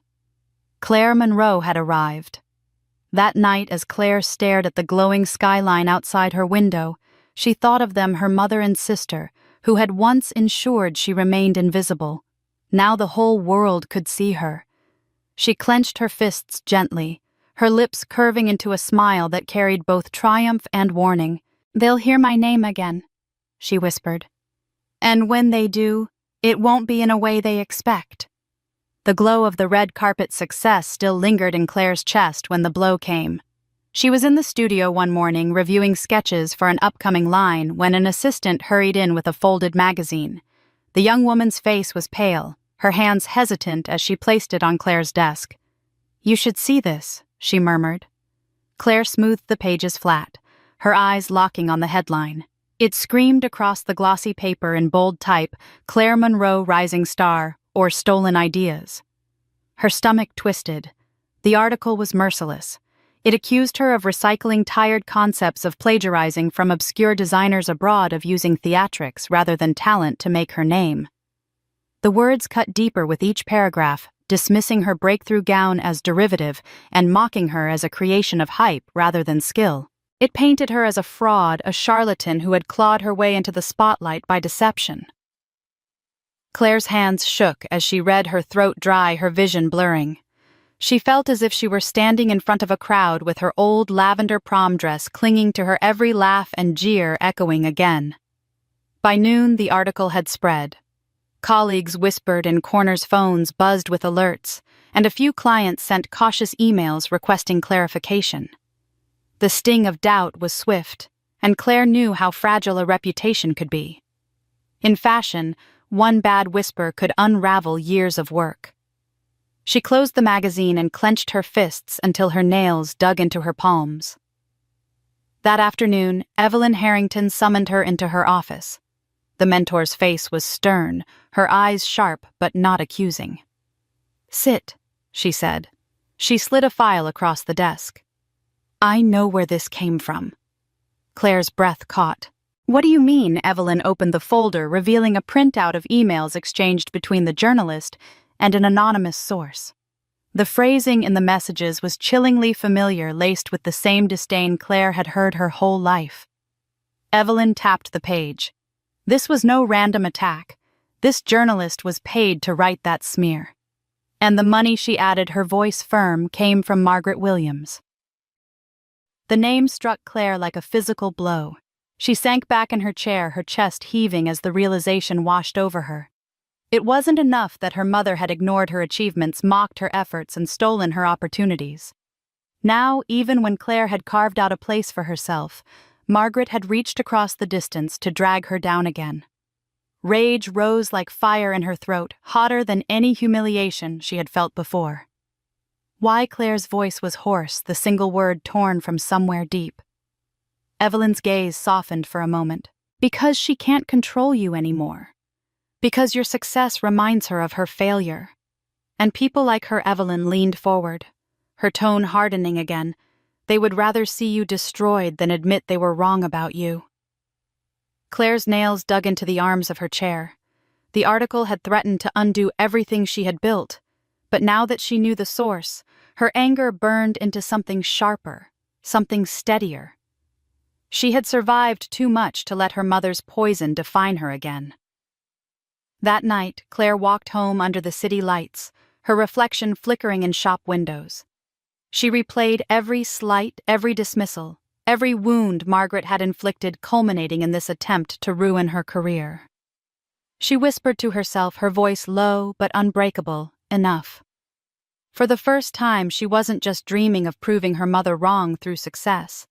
She was preparing to confront her directly. In her apartment, she pinned the smear article to the wall alongside the others. But instead of letting it mock her, she stared at it as fuel. Beneath the hateful words, she scrawled in bold letters, "They'll regret this." Then she sat at her desk, opened her diary, and began writing. Not just sketches and notes, but plans. Plans for her future, plans for her work, and plans for the reckoning she now knew she would one day bring to her family. Claire Monroe had survived betrayal from classmates, sabotage from rivals, and now a public attack orchestrated by her own mother. Each time she had emerged stronger, and this time she vowed she would not only survive, she would make Margaret face the consequences of every cruel word, every stolen opportunity, every desperate attempt to keep her in the shadows. The article meant to destroy her had instead given her clarity. The battle with her family was no longer a distant possibility. It was coming, and she was ready. Margaret sat in her living room one evening, the television humming softly as a fashion segment played. She hadn't been paying much attention, her focus drifting between Lily's chatter about an upcoming party and the stack of unpaid bills on the table, when a name caught her ear. Claire Monroe. Margaret's eyes flicked to the screen. A news anchor was speaking animatedly about a young designer whose emerald gown had taken the Metropolitan Arts benefit by storm. Images of the actress in Claire's creation filled the screen, followed by glossy magazine covers flashing across in quick succession. Margaret leaned forward, her mouth tightening. The name rolled around in her mind with an unsettling familiarity. Claire Monroe. The way it sounded tugged at a memory she had tried to bury. "Did you hear that?" she asked sharply, cutting off Lily mid-sentence. Hear what? Lily barely glanced up from her phone, her thumbs tapping a rapid rhythm. "The designer. Claire Monroe." Margaret's voice was strained, her eyes still fixed on the glowing screen. Lily gave a dismissive laugh. "Monroe is a common name, Mom. It doesn't mean anything. You're probably just imagining things." But Margaret wasn't so easily soothed. The image of the gowns, the lines of the designs, they stirred something inside her. A faint echo of sketches she had once seen sprawled across a bedroom floor. She remembered the quiet girl bent over scraps of fabric, stitching by the glow of a desk lamp. Margaret had sneered at those efforts, calling them silly hobbies, but the memory now pressed harder against her thoughts. "Look at her work," Margaret insisted, gesturing at the television. "The details, the way the fabric moves. That's not coincidence. That's her." Lily rolled her eyes, but her grip on the phone tightened. She had seen the articles too, though she hadn't admitted it. She had scrolled past the images of the gown that had captured the nation's attention, and a prickle of unease had lodged itself in her chest. She remembered the times she had mocked her sister for altering hand-me-downs, the sneers about how nothing she wore ever looked right. To imagine that same sister now being celebrated as a fashion visionary unsettled her deeply. "Even if it is," Lily said, forcing a scoff into her voice, "so what?" She was nothing back then. "She'll crash eventually. People like her don't last." Margaret turned her gaze on her daughter, her eyes cold and calculating. "If it is her, she owes us. Every meal she ate under this roof, every dollar we spent on her schooling. She wouldn't be anywhere without us. Don't you see? If she's truly Claire Monroe now, then she has something we can use." The words hung heavy in the air. Lily shifted uncomfortably, her bravado faltering. For all her attempts to shrug off the idea, the possibility gnawed at her. She had always been the golden daughter, the one Margaret paraded, the one expected to shine. But now, with each headline about Claire Monroe, she felt the balance tipping. She didn't want to believe it, but the thought of her sister surpassing her in fame and admiration filled her with a dread she couldn't admit aloud. Margaret, however, leaned into the thought, her mind already turning with schemes. She imagined knocking on Claire's polished studio door, demanding recognition, demanding recompense. She imagined telling the press stories that could tarnish Claire's name if she didn't cooperate. For Margaret, Claire's success was not a triumph to be proud of, but a resource to exploit. As the segment ended, Margaret muted the television, her face set in determination. "If it is her," she murmured to herself, "she won't be able to hide behind that new name for long. And when the time comes, she'll remember exactly who made her." Lily looked at her mother, unease tightening in her chest. She wanted to dismiss the entire conversation, to convince herself that Claire Monroe was a stranger, just another name in the endless stream of celebrity buzz. But deep down she knew better. She recognized the defiance in those designs, the voice of someone who had clawed her way out of the shadows. And the thought that her sister, the girl she had mocked and overshadowed, might be standing in the light now, filled her with a gnawing fear. Margaret turned the television back on, but the room no longer felt casual. The name Claire Monroe had been spoken aloud, and neither of them could unhear it. Ghosts they had long buried were stirring, and both mother and daughter knew, though neither would admit it yet, that the past was beginning to circle back. The suspicion that her family might one day come back into her life lingered in the background like a shadow, but Claire pressed forward. Invitations to galas and benefits became more frequent as her name rose in the fashion world, and though she often dreaded the attention she attended because she knew visibility mattered. One evening she arrived at a grand city gala hosted in an art museum, the marble floors gleaming under chandeliers and the air filled with the murmur of powerful voices. She wore one of her own creations, a sleek gown in midnight blue with understated accents that whispered elegance rather than shouted for it. She had grown accustomed to nodding politely, exchanging pleasantries, and retreating into corners where she could observe without being pulled into the shallow whirl of conversation. As she moved through the gallery that evening balancing a glass of champagne, she had little interest in drinking. She nearly collided with a tall man who seemed equally distracted by the sculpture in front of him. Her glass tipped, spilling a spray of champagne onto the cuff of his shirt. Claire gasped, mortified. "Oh, I'm so sorry," she exclaimed, reaching for a napkin. The man looked down at his sleeve, then back at her, his eyes bright with amusement rather than annoyance. "Well, that's one way to make an introduction," he said lightly. Claire's cheeks flushed as she dabbed at the fabric, apologizing again, but he held up a hand. "Please stop. I've survived worse. Last week I walked straight into a revolving door." The unexpected humor drew a laugh from her, the tension easing. They stepped aside from the crowd, and he introduced himself as Ethan Caldwell. His name carried quiet recognition in certain circles. He was involved in philanthropic ventures, supporting education programs and community development projects. Unlike many of the guests, his conversation wasn't peppered with self-promotion. Instead, he asked about her work, listening intently when she described her design philosophy. Claire found herself speaking more openly than usual, explaining how she wanted her clothes to empower women, to make them feel visible and strong. Ethan nodded thoughtfully, his expression earnest. "That's exactly how I approach my work," he said. "Not fashion, obviously, but giving people tools to reclaim dignity. Different fields, same goal." Their conversation flowed effortlessly, skipping past the superficial chatter that usually dominated these events. He told her about growing up in a modest neighborhood, about how he had worked his way into a position where he could give back. She shared pieces of her own story, cautiously at first, avoiding names, but admitting she had left behind a painful past where her worth was constantly questioned. Ethan's eyes softened. "That takes strength," he said. "Most people would have let that kind of pain define them. You've turned it into something powerful." For a moment, Claire felt exposed, vulnerable, in a way she hadn't allowed herself to be in years. But instead of recoiling, she found comfort in his presence. His words weren't pitying, nor were they empty flattery. They carried the weight of someone who understood hardship and respected the resilience it took to survive it. The gala swirled on around them, but Claire hardly noticed. They lingered near the sculptures, talking about art, about the absurdity of certain social rituals, about the satisfaction of work that mattered. At one point, Ethan glanced at her gown and said with a smile, "I assume you designed this." When she nodded, he added, "Then I think I owe you another apology. It's too stunning. I nearly walked into you on purpose." The joke was delivered with warmth rather than arrogance, and it made Claire laugh, the sound freer than she expected.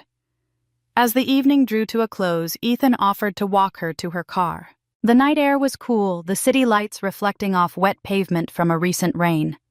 Claire felt an unfamiliar ease in his company, as though the defenses she usually kept so tightly wound had loosened without her noticing. When they reached her car, he paused. "I know this might sound forward, but I'd like to continue this conversation. Dinner sometime. No champagne accidents required." Claire hesitated. Memories of betrayal flickering through her mind, her sister's cruel theft, her mother's cold dismissal. Trust had always been dangerous for her, and opening herself to another person felt like stepping into a storm without shelter. Yet as she looked at Ethan's steady gaze, she felt a flicker of something she hadn't felt in years, hope. The possibility that not everyone would hurt her, that someone might see her not as a burden or a rival, but as a woman worth knowing. She allowed herself a small smile and nodded. "Dinner sounds nice." Driving home that night, Claire kept replaying their conversation in her mind. She reminded herself not to get carried away, not to trust too quickly.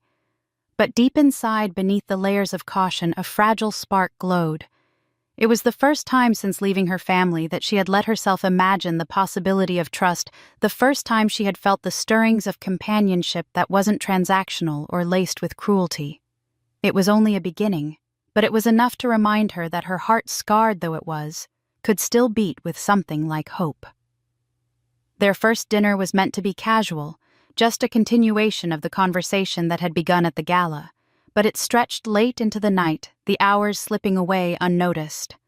They met at a quiet restaurant tucked into a side street, the kind of place where the lighting was soft and the tables spaced far apart, allowing privacy without the need for whispered tones. Claire arrived with her guard still intact, reminding herself to be cautious, yet Ethan's presence had a way of softening her edges.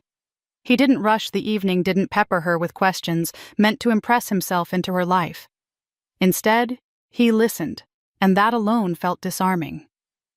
Halfway through the meal, Ethan leaned back, studying his glass before speaking. "You know, I didn't exactly come from the world I live in now," he said. "People assume I was born into money because of what I do, but that's not true. My family had more debt than dollars most months. My father worked 3 jobs, and my mother tried to keep us together, but it wasn't easy. When I was 16, we nearly lost the house. I swore then that if I ever had the means, I'd make sure other families didn't feel that same fear of having nowhere to go." His voice carried no self-pity, only steady conviction, and Claire found herself leaning forward, drawn into his story. She could picture the younger version of him carrying burdens heavier than his age should have allowed, determined to change the course of his life. It resonated deeply. She thought of her own nights waiting for recognition that never came, of the rejection letters and slammed doors. "You understand," he continued, his eyes meeting hers, "that where we come from doesn't have to define us. We can rewrite the script. That's what I see in you. Someone who refused to stay in the role others tried to force on her." The words loosened something inside Claire she had kept locked tight. She hesitated, her fork idle on the plate, before saying quietly, "I wasn't raised in poverty, not in the way people think of it. But in some ways it was worse. My mother, she made it clear I wasn't wanted. My sister was the star. Every birthday, every achievement, it was her they celebrated. I was..." Background noise. Her voice faltered, but Ethan didn't interrupt. He simply nodded, his expression encouraging her to continue. "I worked hard, harder than anyone. I thought if I just kept proving myself, maybe she'd see me. But every time I reached for something, it was taken away. Even the boy I cared about. Even the scholarship that could have changed everything. She gave my sister everything, and I..." Claire stopped swallowing hard. "I was left with nothing but the decision to walk away, and even that she made feel like a failure." For a long moment silence hung between them, the kind that was heavy but not uncomfortable. Ethan reached across the table, not to take her hand, but to rest his palm flat against the wood, an open gesture of presence. "You survived it," he said softly. "And more than that, you turned it into something extraordinary. That's not weakness, Claire. That's strength most people can't even fathom." Her chest tightened, not with fear this time, but with an emotion that bordered on relief. She had told fragments of her story before, but never in such raw terms, never to someone who looked at her with understanding rather than judgment or pity. For the first time, she felt safe enough to let the weight lift from her shoulders, if only for an evening. The rest of the night unfolded in a rhythm both natural and unexpected. They laughed about trivial things, her disastrous attempt at cooking when she first lived alone, his clumsy dancing at weddings. They spoke about their goals, about the kind of future they wanted to build, not in terms of wealth or status, but in terms of purpose and meaning. Claire realized she was smiling more freely than she had in years, the lines of tension in her face softening. When they stepped out of the restaurant into the cool night air, Claire felt a quiet warmth in her chest. Ethan walked beside her, not too close, not claiming her space, but steady and present. At her car, he paused, meeting her gaze with a sincerity that made her heart skip. "I don't know what this is yet," he said, "but I'd like to find out, if you'll let me." Claire hesitated only for a moment, then nodded. "I think I'd like that too." Driving home, she replayed the evening in her mind. Her heart caught between vulnerability and possibility. She knew better than anyone the dangers of trust, the scars it could leave. But with Ethan there was something different. His story mirrored her own struggles. His honesty resonated with her truth, and for the first time she allowed herself to believe that companionship didn't have to mean betrayal. It could mean healing. Back in her apartment, she stood by her wall of clippings, her eyes drifting from the old headlines to the new. She touched the edges of the articles with her fingertips, then whispered to herself not as a vow of revenge this time, but as a fragile acknowledgement of change. Maybe I can have more than survival. Maybe I can have a future. It happened on an afternoon that seemed ordinary at first, the kind of day where the air carried the crispness of autumn and the park trees stood painted in shades of gold and crimson. Claire and Ethan had taken to walking there on weekends, a ritual that gave them both a pause from their demanding lives. For Claire, the park was a space where the noise of fashion shows' deadlines and relentless eyes fell away, leaving only the crunch of leaves underfoot and the warmth of Ethan's presence beside her. He carried a paper bag with coffee and pastries from their favorite cafe, and they found a bench beneath an oak tree whose branches arched like a cathedral roof overhead. They talked about little things at first, laughing at a child who chased pigeons across the grass, sharing bites of a cinnamon roll that left sugar on their fingers. Claire felt at peace, more at ease than she could remember being in her entire life. She didn't notice at first how Ethan's demeanor had shifted, how he grew quieter, his hand brushing at his pocket as though checking something. When she finally caught the nervous flicker in his eyes, her heart gave a small leap. "Claire." He began, his voice softer than usual. He set down his coffee and turned fully toward her.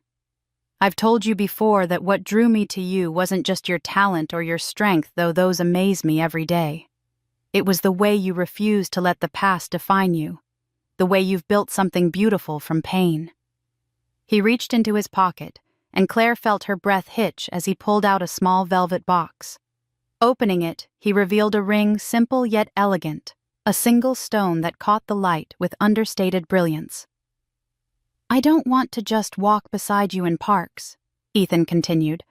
"I want to walk beside you in every chapter of our lives. Will you marry me?" The world seemed to still around them. The laughter of children, the rustle of leaves, even the hum of distant traffic faded into silence. Claire's eyes locked on the ring, then on Ethan's steady, hopeful gaze, and a memory surged unbidden from the depths of her past. She was a teenager again, standing in the kitchen of her childhood home, her mother's voice sharp as glass. "No one will ever want you, Claire. You're not special. You'll end up alone, and maybe that's all you deserve." The words had cut so deep they had shaped the way she saw herself for years. Every rejection, every betrayal had seemed to confirm them. Even as she rose in her career, a small, cruel echo of that taunt lingered in her mind. But here now, Ethan's words stood in direct defiance of that voice. He wanted her, not as a convenience, not as someone to mold or diminish, but as a partner, an equal. Her throat tightened, tears pricking her eyes, but not from pain this time. She covered her mouth with her hand, the weight of the moment almost too much to bear. Slowly she lowered her hand, her voice trembling as she said, "Yes, yes, I'll marry you." Ethan's smile broke wide with relief and joy as he slid the ring onto her finger. The cool metal settled against her skin, a tangible symbol of everything her mother had sworn she'd never have. Claire let out a breath she hadn't realized she'd been holding, laughter mingling with tears as Ethan gathered her into his arms. Around them, life in the park continued. Children squealed, dogs barked, leaves fell. But for Claire, the world had shifted irrevocably. They sat together afterward, her hand resting in his, both of them, quiet, absorbing the newness of their promise. Claire stared at the ring the way it glimmered in the dappled sunlight and thought of Margaret. She could almost hear her mother's scornful laugh, could almost see Lily's dismissive smirk. And yet here she was, wearing proof that every cruel prediction had been wrong. A surge of confidence welled within her, stronger than any applause she had received on a runway. This was not success measured in headlines or accolades. This was personal, intimate, undeniable victory. Later that evening, back in her apartment, Claire stood before her wall of clippings and photographs. The newest edition was not paper, but the sparkle of the ring on her finger reflected faintly in the glass of a framed magazine cover. She whispered into the quiet room, her voice steady now. "You were wrong, Mother. Someone does want me. And he sees me for who I truly am." For the first time, the echo of Margaret's taunts no longer haunted her. They had been replaced by Ethan's words, by his promise, by the certainty of a future built not on spite, but on love. The victory was not only in proving her mother wrong, but in proving to herself that she was worthy of being loved deeply and fully. And with that realization, her confidence rooted itself deeper, preparing her for the battles still to come.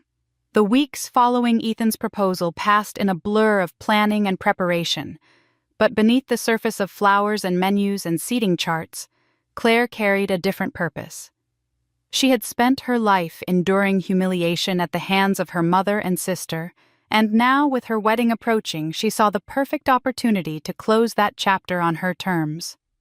When the time came to finalize the invitations, she sat at her desk with the list in front of her, her pen steady.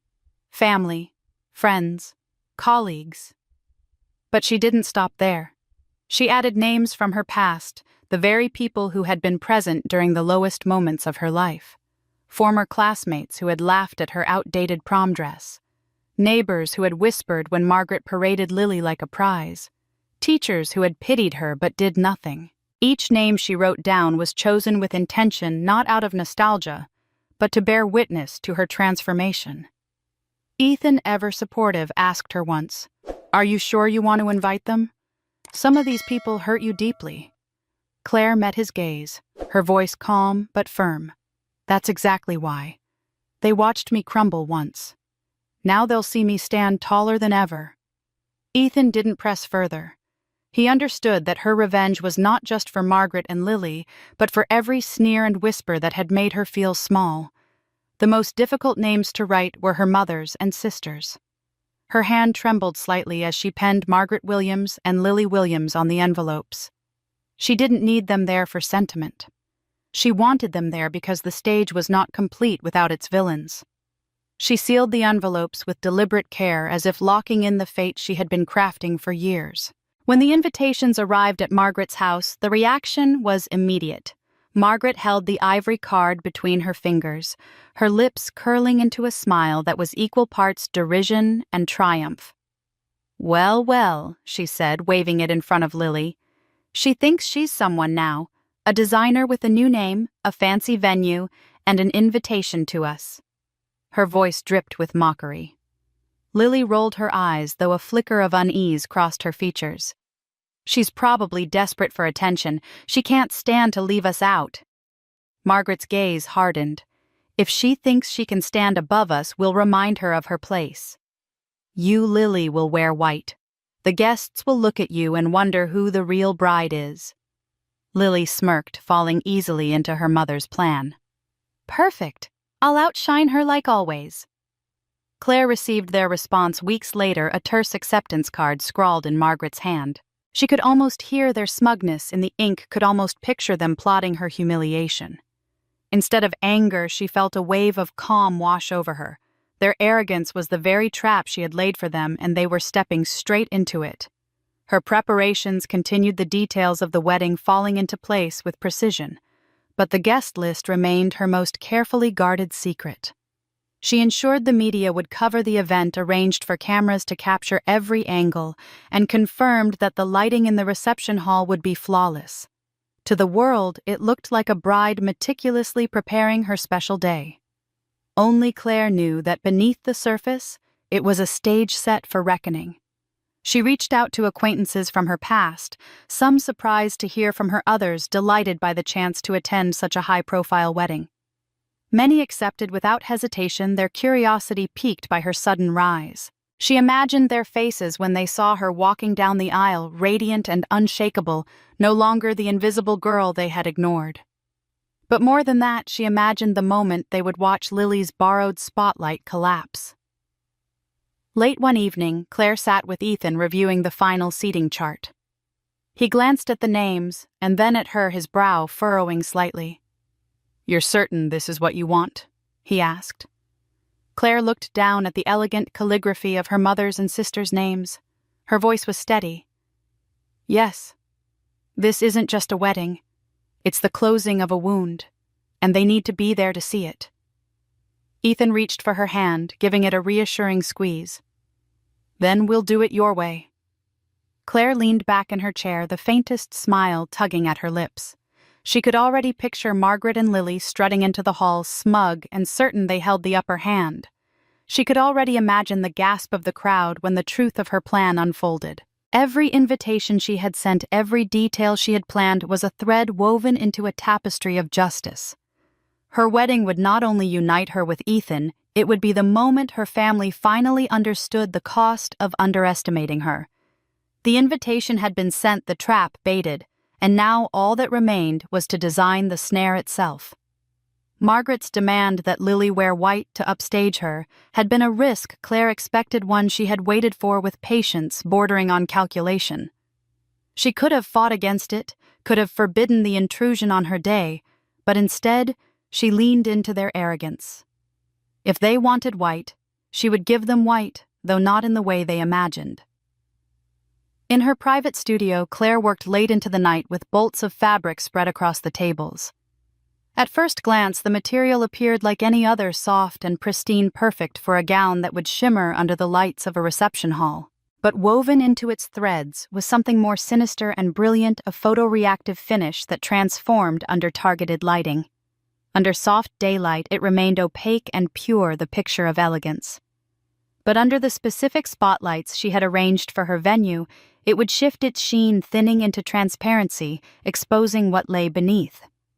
It was subtle enough to escape notice until the right moment, dramatic enough to leave no room for doubt when it happened. As she cut and stitched, her mind wandered to the nights she had been humiliated, Lily twirling in her designer dress at prom, while Claire stood ridiculed in hand-me-downs, Margaret brushing off every tear with a careless shrug. Now, every seam she sewed into Lily's gown felt like an answer to those years of silence. Claire's hands moved with precision, her face calm, almost serene. This wasn't an act of cruelty for cruelty's sake. It was theater justice, the culmination of years of neglect that demanded a reckoning. Ethan found her one evening bent over the mannequin, pinning the final hem. He stepped inside quietly, his gaze moving from the gleaming gown to Claire's intent expression. "So this is it," he said softly. She looked up, her eyes gleaming with a fire he had grown to recognize, focus sharpened by memory. "This is it," she replied, her stage costume. Together they carried the dress to the reception hall during a late-night trial. The venue was quiet, the vast space echoing with their footsteps. The stage crew, sworn to discretion, had already rigged the lighting system according to Claire's instructions. Ethan adjusted the controls, his hands steady as he tested each angle. The dress stood under the spotlight, and at first it looked flawless, glowing softly in the wash of light. Then Ethan toggled the switch. Slowly, the fabric began to shift, its innocent whiteness dissolving into a treacherous transparency. The mannequin beneath was suddenly visible, as though the dress itself had betrayed its wearer. Claire stepped closer, her breath steady. She watched the transformation, her lips curving into a smile that held no hesitation. Ethan turned to her. "It works perfectly." His voice carried both admiration and a trace of awe at the ruthless brilliance of her design. He understood the weight behind it, the years of pain distilled into this single trap. There was no judgment in his gaze, only unwavering support. "This isn't just a dress," Claire said, her voice low but steady. "It's the truth revealed. She's walked through life protected, spoiled, hidden behind the lies my mother built around her. On my wedding day, all of that will vanish under the lights. This will be their final performance." Ethan reached for her hand, squeezing it gently. "And then it will be your moment, yours without shadows." Claire nodded, her eyes still fixed on the gown shimmering under the spotlights.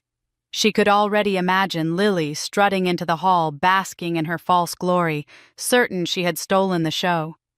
She could already hear the gasps when the transformation occurred, the whispers rippling through the crowd, the click of cameras capturing the downfall. She didn't need to shout or confront them directly. The dress would do the work for her.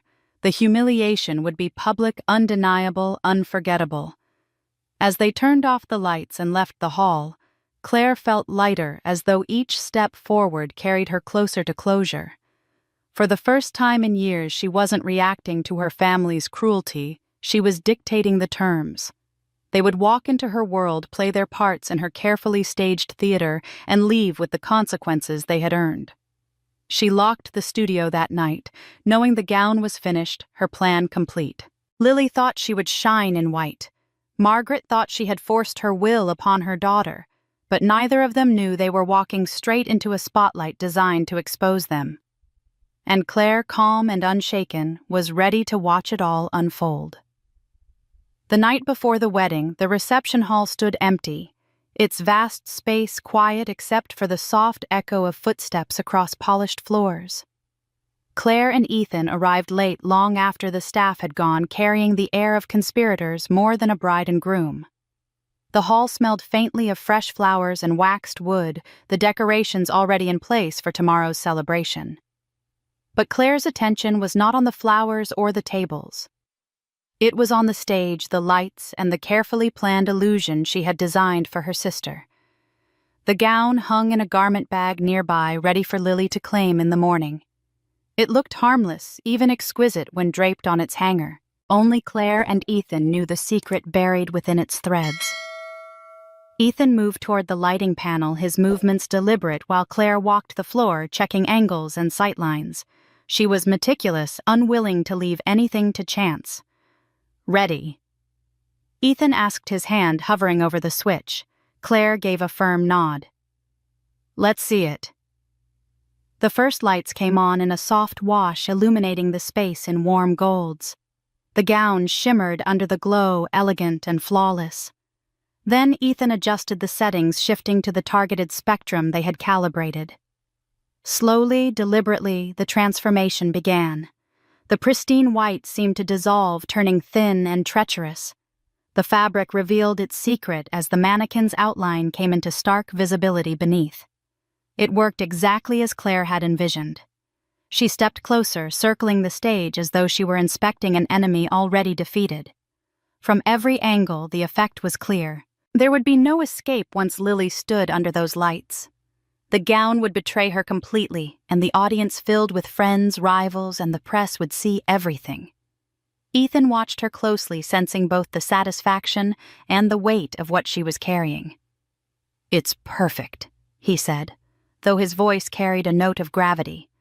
"Once this happens, there's no turning back." Claire paused, her hand brushing over the edge of a chair as she considered his words.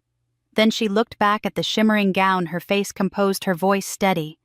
"There was no turning back the moment they chose to humiliate me year after year. This is not just a wedding, Ethan. It's justice." She walked the hall again, double-checking the placement of cameras, ensuring that every lens would catch the moment. She inspected the lighting rigs, adjusted the angles by degrees, tested the timing of the cues. Nothing escaped her scrutiny. Every detail had to be flawless, because her plan depended not on chance, but on precision. This was not an accident waiting to happen. This was an orchestrated reckoning. Ethan ran the sequence again, shifting the lights back and forth between safe illumination and the damning spectrum. Each time the transformation occurred without fail. Claire watched intently, her arms folded, her mind cataloging the effect. She saw the mannequin beneath the fabric and imagined Lily in its place, strutting proudly, basking in attention, only to have her confidence stripped away in an instant. When the test was finished, Ethan powered down the system, leaving the hall in a softer glow. Claire walked to the center of the stage and stood where her sister would stand. She closed her eyes for a moment, imagining the crowd, the gasps, the whispers that would ripple like wildfire. She imagined Margaret's face, the panic, the desperation. Slowly she opened her eyes and whispered to herself, her voice carrying through the empty hall. "Tomorrow, justice will be served." Ethan joined her, slipping his arm around her shoulders. They stood together in silence, gazing at the hall that would by tomorrow evening become the theater of their reckoning. Claire felt no nerves, no hesitation. Only clarity. This was her story to write now and tomorrow. Under the bright lights, the truth would finally be revealed.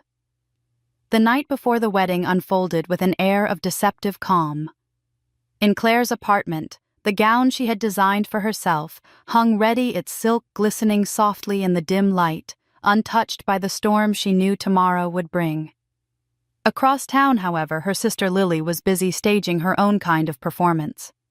In her bedroom, surrounded by piles of cosmetics and accessories, she stood in front of the mirror wearing the white gown Claire had carefully tailored for her. Lily angled her phone just so ensuring the light caught the fabric in its most flattering way, and snapped a series of photos. Within minutes, her social media was alive with posts flaunting the dress. The captions dripped with arrogance, "Can't wait to steal the show tomorrow. Some brides just can't handle sharing the spotlight." Her followers responded with a flood of laughing emojis, compliments, and encouragement, feeding her smug delight. Claire saw the post almost immediately. She had anticipated Lily's vanity would drive her to show off before the big day, and it did not disappoint. Instead of anger, a quiet satisfaction filled her. Every boast Lily made was another step closer to her own undoing. Claire opened a private account she had prepared and typed a short, cryptic message. "Careful what you wish for. Surprises come under the brightest lights." She sent it directly to Lily's inbox, unsigned and anonymous. When Lily saw the notification, she rolled her eyes. She showed the message to Margaret with a scoff. "Look at this. Probably some jealous loser trying to scare me. As if anyone could outshine me tomorrow." Margaret peered at the words, her brow furrowing slightly. She didn't like the tone of it, the hint of something deliberate, but Lily's laughter smoothed her unease for the moment. "Don't waste your time with nonsense," Lily said, tossing the phone aside. "Tomorrow is mine." Yet Margaret's unease lingered even as she returned to her own preparations. She had spent the evening on the phone with a pair of acquaintances, ensuring the right people would attend, people who could spread the whispers she wanted. In her mind, tomorrow was not about celebrating her daughter's marriage, it was about reasserting control, about reminding Claire that no matter what name she wore now, Margaret still had the power to define her. Still, as she poured herself a glass of wine, she thought again of the message Lily had dismissed. There was something about the phrasing that gnawed at her. Surprises under the lights. Margaret shook the thought away, convincing herself that whoever had written it was simply jealous of Lily's beauty, envious of the spectacle they would create. Back in her apartment, Claire scrolled past Lily's posts one last time, memorizing the smug tilt of her sister's chin, the gloating words designed to belittle her. She set the phone aside and walked into the quiet of her studio. The lights were off, but she could almost see the mannequin where Lily's gown had hung glowing under the tests she and Ethan had run. She touched the back of a chair, steadying herself, and whispered, "Enjoy your spotlight while you can." Ethan found her there, silhouetted in the dim glow from the street. "You saw her posts," he said gently. Claire nodded, her expression calm but resolute. "She's boasting like always.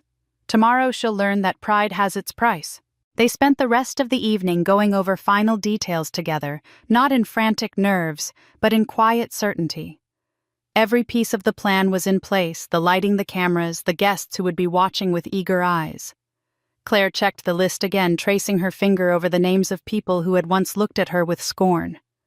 Tomorrow, those same eyes would witness something very different.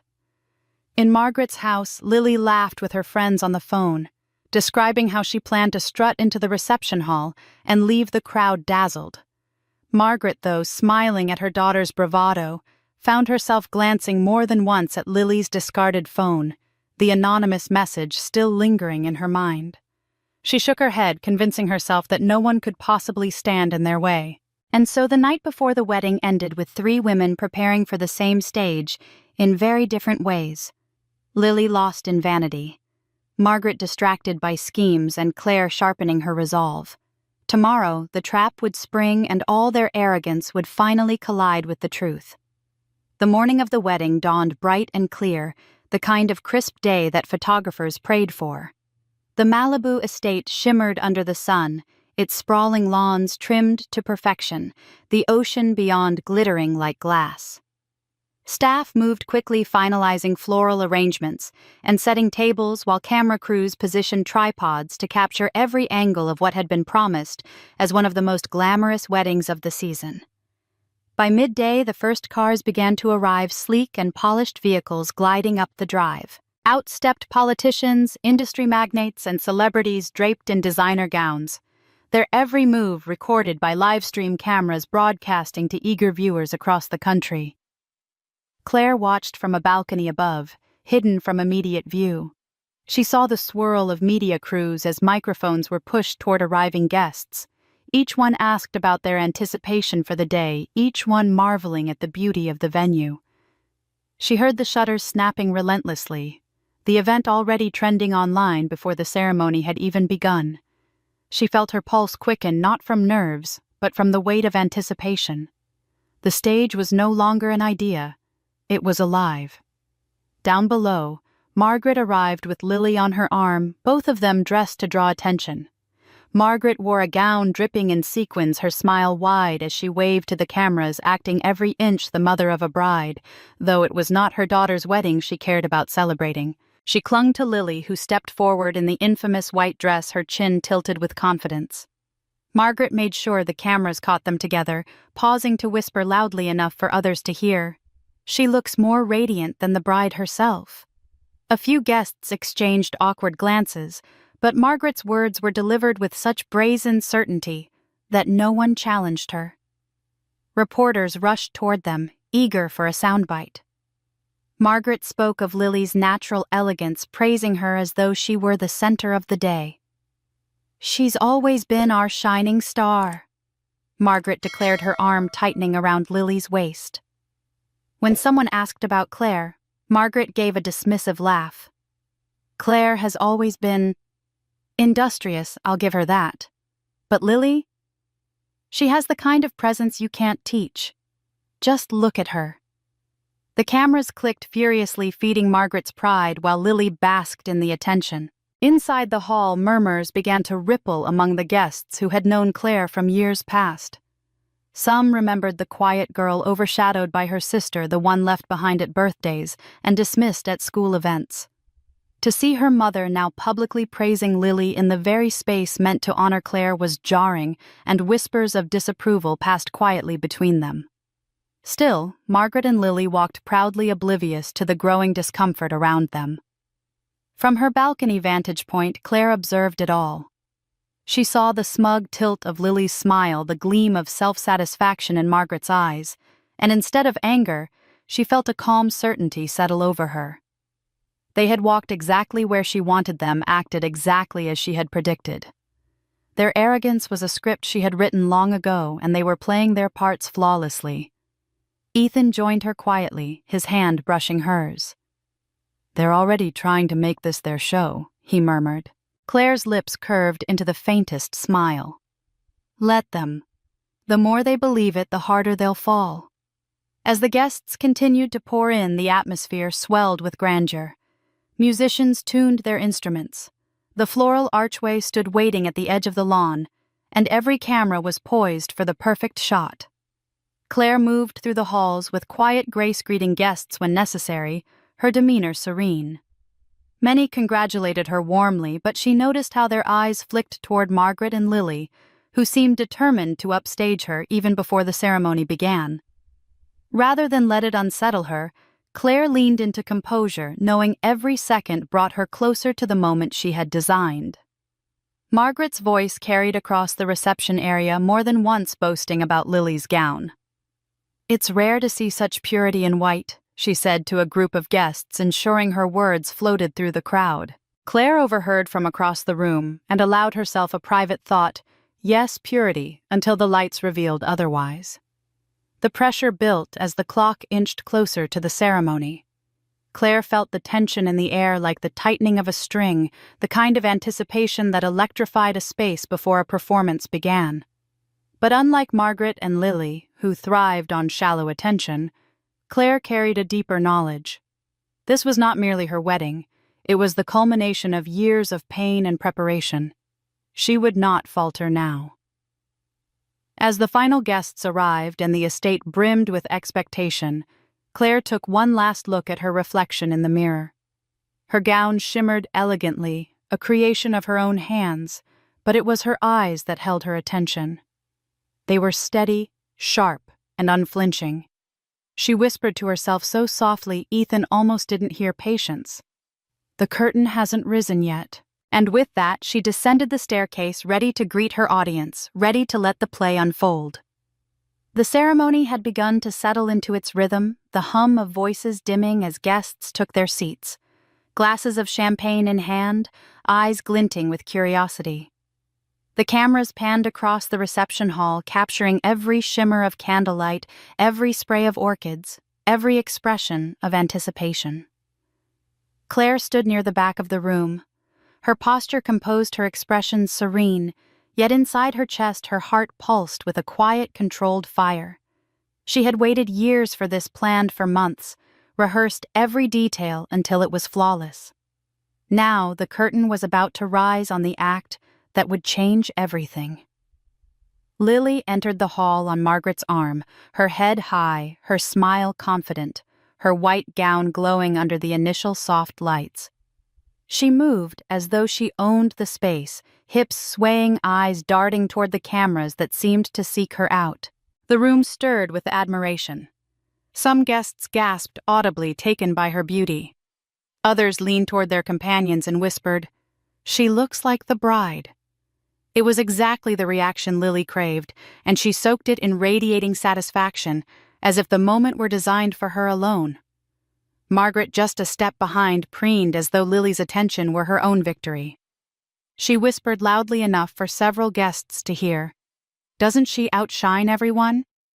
Truly, she was born for the spotlight. Guests gave polite smiles, nodding, though some exchanged uneasy glances. The bride had yet to enter, and already the sister had stolen the show. Claire watched in silence, her hands clasped loosely before her, her eyes steady as she followed Lily's progress down the aisle. Each step Lily took was more arrogant than the last, her smile growing as the admiring murmurs swelled around her. The dress shimmered immaculate under the safe lighting that had been arranged for this part of the evening. To Lily, it was proof of her dominance. To Claire, it was nothing but the calm before the storm. Ethan stood close enough to catch Claire's profile, to see the faintest twitch of her lips. She was smiling just slightly, the kind of smile that held 1,000 unsaid words. His gaze shifted from her to the lighting crew stationed discreetly in the corner, hands poised over the control panel, waiting for the signal. The moment stretched taut as a string. Lily basked in the admiration of the crowd, pausing briefly to tilt her head toward the cameras, her gown glowing like untouched snow. She believed she had won already, that the day belonged to her. Claire's heart raced, not from fear but from anticipation, so sharp it almost stung. She thought of every moment that had brought her here, the forgotten birthdays, the stolen dress, the boyfriend who had been lured away, the scholarship ruined by her sister's hand. They had taken from her, endlessly believing she would remain silent, invisible. But not tonight. Tonight, every injustice would be answered in a single, unforgettable moment. She raised her hand ever so slightly, the gesture so subtle it looked like nothing more than the smoothing of her gown. But the lighting crew saw it and responded immediately. Their hands moved over the controls, the switches flipped, and the hall's atmosphere shifted almost imperceptibly. The guests didn't notice at first, still entranced by Lily's strut. Claire inhaled deeply, steadying herself for what was to come. Her heart pounded with an exhilarating rhythm, and yet her face remained calm, unreadable. To the world, she was simply the bride watching her sister walk. But inside, she was the architect of a downfall, the orchestrator of justice about to unfold. The room held its breath without knowing why, as if sensing that something just beyond their perception was about to happen. Lily reached the center of the hall, turned slightly so the cameras could capture her best angle, and smiled with smug certainty. And Claire, her eyes locked on her sister, whispered under her breath, unheard by anyone but herself, "Showtime." The moment hung suspended in the hall, heavy with expectation. Lily stood in the center, her chin tilted just so, her smile sharp and triumphant, her gown glowing under the soft, flattering light. Guests leaned forward, enchanted by her confidence, oblivious to the storm about to break. Then, with a flick of unseen hands, the lighting shifted. The spotlights blazed brighter, sharper, cutting across the hall with deliberate force. They converged on Lily, bathing her in a brilliance that no one could escape. At first there was a collective gasp as the gown seemed to shimmer unnaturally, the white fabric trembling under the illumination. Then the transformation began. What had been opaque turned treacherous, the pristine white dissolving into a vivid, shocking red. The color spread like a stain across the gown until it blazed under the lights, every fold and seam betraying her. What had once symbolized innocence and purity now screamed spectacle, garish and humiliating. The crowd erupted in shock. A wave of gasps swept the room, followed by the sharp buzz of whispers. Eyes widened, hands flew to mouths, champagne glasses trembled as guests struggled to comprehend what they were seeing. Cameras clicked furiously, the sound rising above the murmurs as every angle of Lily's humiliation was captured in unforgiving clarity. The giant LED screens positioned around the hall, meant to showcase the beauty of the day, magnified the moment for all to see. Lily's glowing red dress. Her startled expression, the way her smug smile faltered. All of it played in cruel, larger-than-life detail. Lily's confidence collapsed instantly. She staggered back, clutching at the fabric as if her grip could restore its dignity, but the lights betrayed her relentlessly. Her cheeks flushed crimson, blending with the color of the gown, until she looked consumed by her own arrogance. Guests who had once admired her now turned to each other in disbelief. "What happened?" one whispered. "Is this some kind of joke?" At a table near the front, an older woman leaned toward her companion, her voice low but certain. Claire planned this. There was no disdain in her tone, only a kind of awe, a recognition of boldness. Her eyes flicked toward the bride standing serene at the back of the hall, her composure unshaken as her sister's downfall unfolded. Margaret rushed forward, her face twisted in fury and panic. "Turn off the lights," she barked at the crew, but her words were swallowed by the chaos. The cameras kept rolling, the screens kept broadcasting, and the guests kept staring. Every second stretched into eternity, every image branded into memory. Lily's attempt to steal the spotlight had backfired spectacularly, and now she stood exposed, undone not by accident, but by precision. Claire's heart beat steadily, her breath controlled as she watched the spectacle. She felt no guilt, no hesitation. This was the justice she had crafted, the performance she had orchestrated.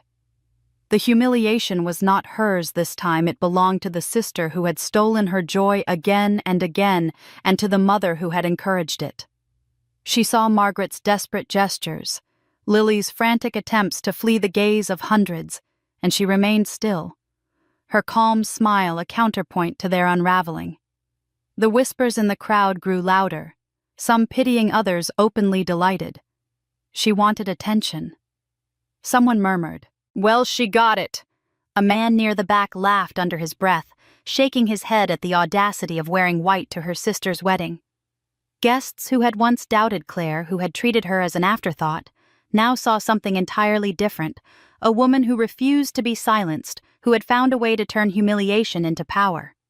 The LED screens caught Lily's tear-streaked face as she tried to shield herself, her once proud posture bent and broken.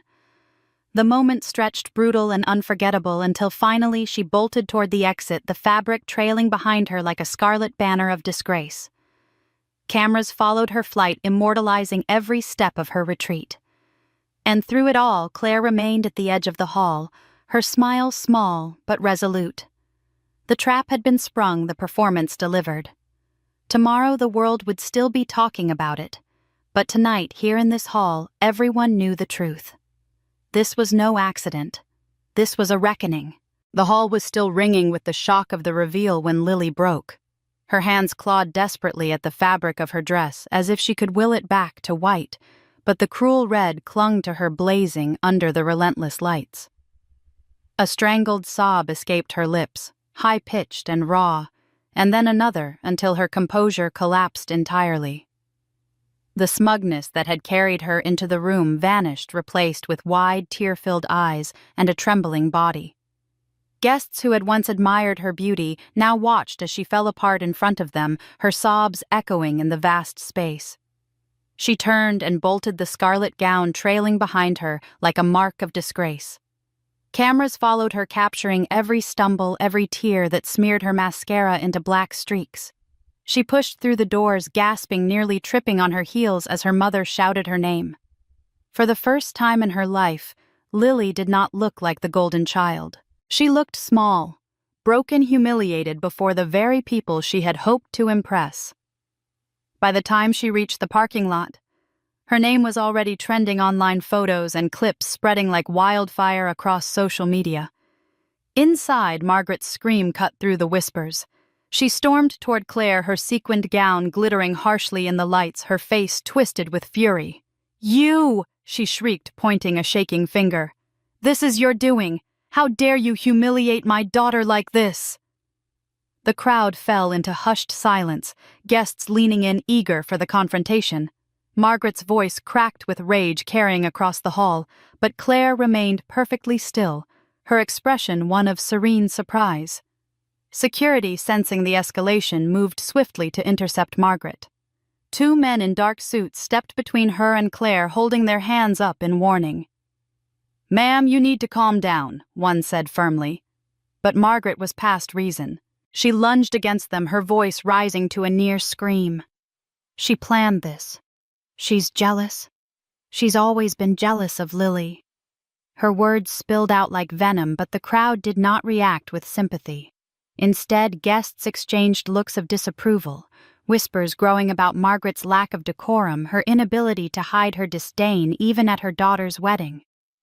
Ethan stood quietly near Claire, his posture protective, but he didn't intervene. This was Claire's moment, and he knew she didn't need saving.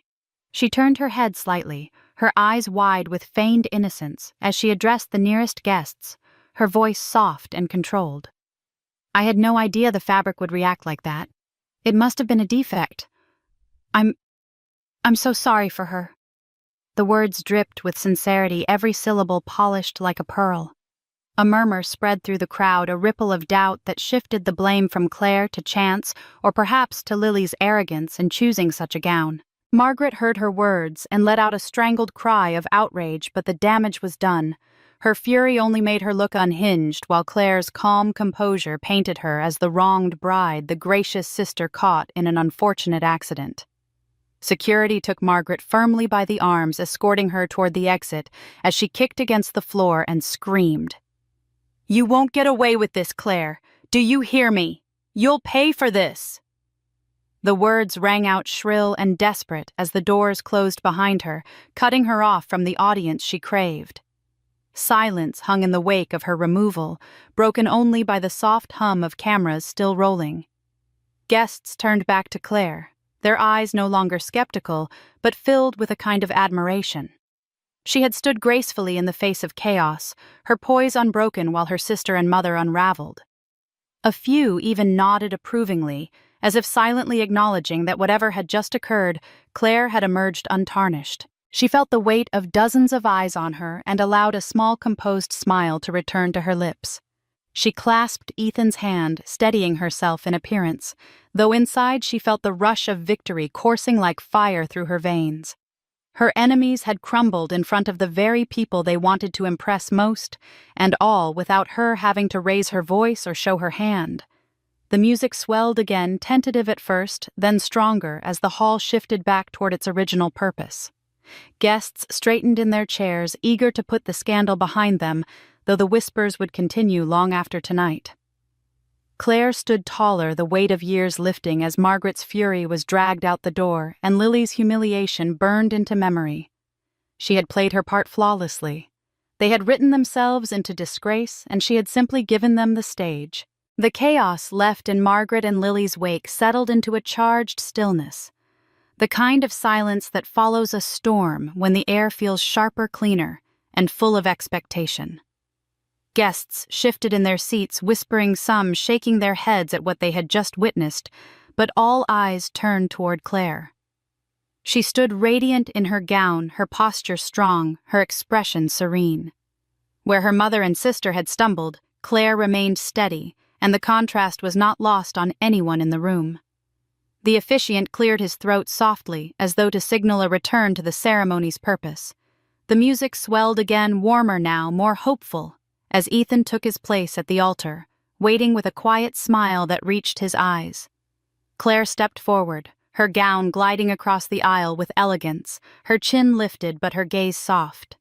Each step carried with it the weight of her journey, every slight, every betrayal, every moment she had been overlooked. And yet in this moment she felt none of that burden. She felt only lightness, a freedom she had fought for and finally won. When she reached Ethan, he took her hand in his, squeezing it gently, grounding her as the officiant began to speak. The vows were simple, spoken with a sincerity that held the room captive. Ethan went first, his voice steady yet thick with emotion as he spoke of the moment he first saw her resilience, the way she carried herself with quiet strength even when surrounded by shadows. He promised to honor her, to stand by her in truth, and to never let her feel invisible again. His words carried weight because they were not grandiose but genuine, and the guests leaned in, touched by the authenticity of his devotion. Then it was Claire's turn. She looked at Ethan, her eyes glistening, but her voice unwavering. She spoke of trust, of the wounds of her past and the healing he had brought. She spoke of his kindness and the way he saw her not as an afterthought, but as someone worthy of love and light. Her voice rang clear through the hall, not a trace of bitterness, only the power of a woman who had found her place. "With you," she said, her voice steady, "I am not hidden. With you I am seen. And today, I choose to stand in the light with you by my side." The guests who only moments ago had gasped and whispered in scandal now found themselves moved, many dabbing at their eyes, others nodding in quiet admiration. For years they had heard whispers of the Williams family, and its favoritism had seen glimpses of Margaret and Lily's cruelty, but never had they witnessed the full truth laid bare. Now, watching Claire vow her love with dignity and grace, they saw the strength that had carried her beyond her family's reach. When the officiant declared them husband and wife, Ethan leaned forward and their kiss was met with thunderous applause. The sound filled the hall, echoing against the walls, rising higher and louder than any cheer that had greeted Lily earlier. This time there was no mistaking who the true center of the day was. The guests clapped and cheered, some even standing their applause, carrying not just for the union of two people, but for the triumph of one woman who had taken back what was hers. Claire looked out at the sea of faces, at the cameras flashing at the guests, who now smiled at her with genuine admiration rather than polite obligation. For the first time in her life, the spotlight was hers alone, and it was not stolen or shared. She allowed herself a smile, small at first, then growing as she leaned against Ethan's side, whispering so softly only he could hear, "This is my day at last." The music rose again, jubilant and full, as the couple turned to walk down the aisle together. Claire's gown shimmered under the lights, untouched by scandal, unshadowed by comparison. Every step forward felt like the final stroke of a long battle, the closing of wounds that had festered for years. Behind her, the whispers of her family's disgrace lingered, but they no longer defined her. Ahead of her was applause, light, and love that belonged to her alone. By the morning after the wedding, the story had already broken wide open. Clips of Lily's disastrous entrance flooded every platform from Twitter to Instagram to TikTok. Screenshots of her smug smile, followed by the instant her gown turned a garish red, spread like wildfire. Headlines blared across gossip sites and fashion blogs. Golden Girl exposed the see-through scandal of Malibu when stealing the spotlight backfires. What had been intended as her grand triumph had instead become her most public humiliation, replayed in endless loops for millions of strangers to dissect. Comments poured in by the thousands. Some mocked her arrogance for wearing white. To her sister's wedding, others tore apart the look itself, noting gleefully how she had strutted in only to crumble. Memes sprouted overnight, comparing her to everything from a stoplight to a warning flare. For years she had cultivated the image of perfection, the untouchable star, and now the world laughed at her with relish. The professional consequences followed swiftly. Within days, modeling agencies that had once scrambled to book Lily quietly severed their ties. Contracts were canceled with terse statements about brand integrity. Designers who had once loaned her gowns issued thinly veiled remarks about choosing more professional muses in the future. Her face vanished from campaigns, and her name disappeared from upcoming events. The industry she had flaunted as her rightful kingdom turned its back on her, completely unwilling to risk association with the scandal. Her personal life fared no better.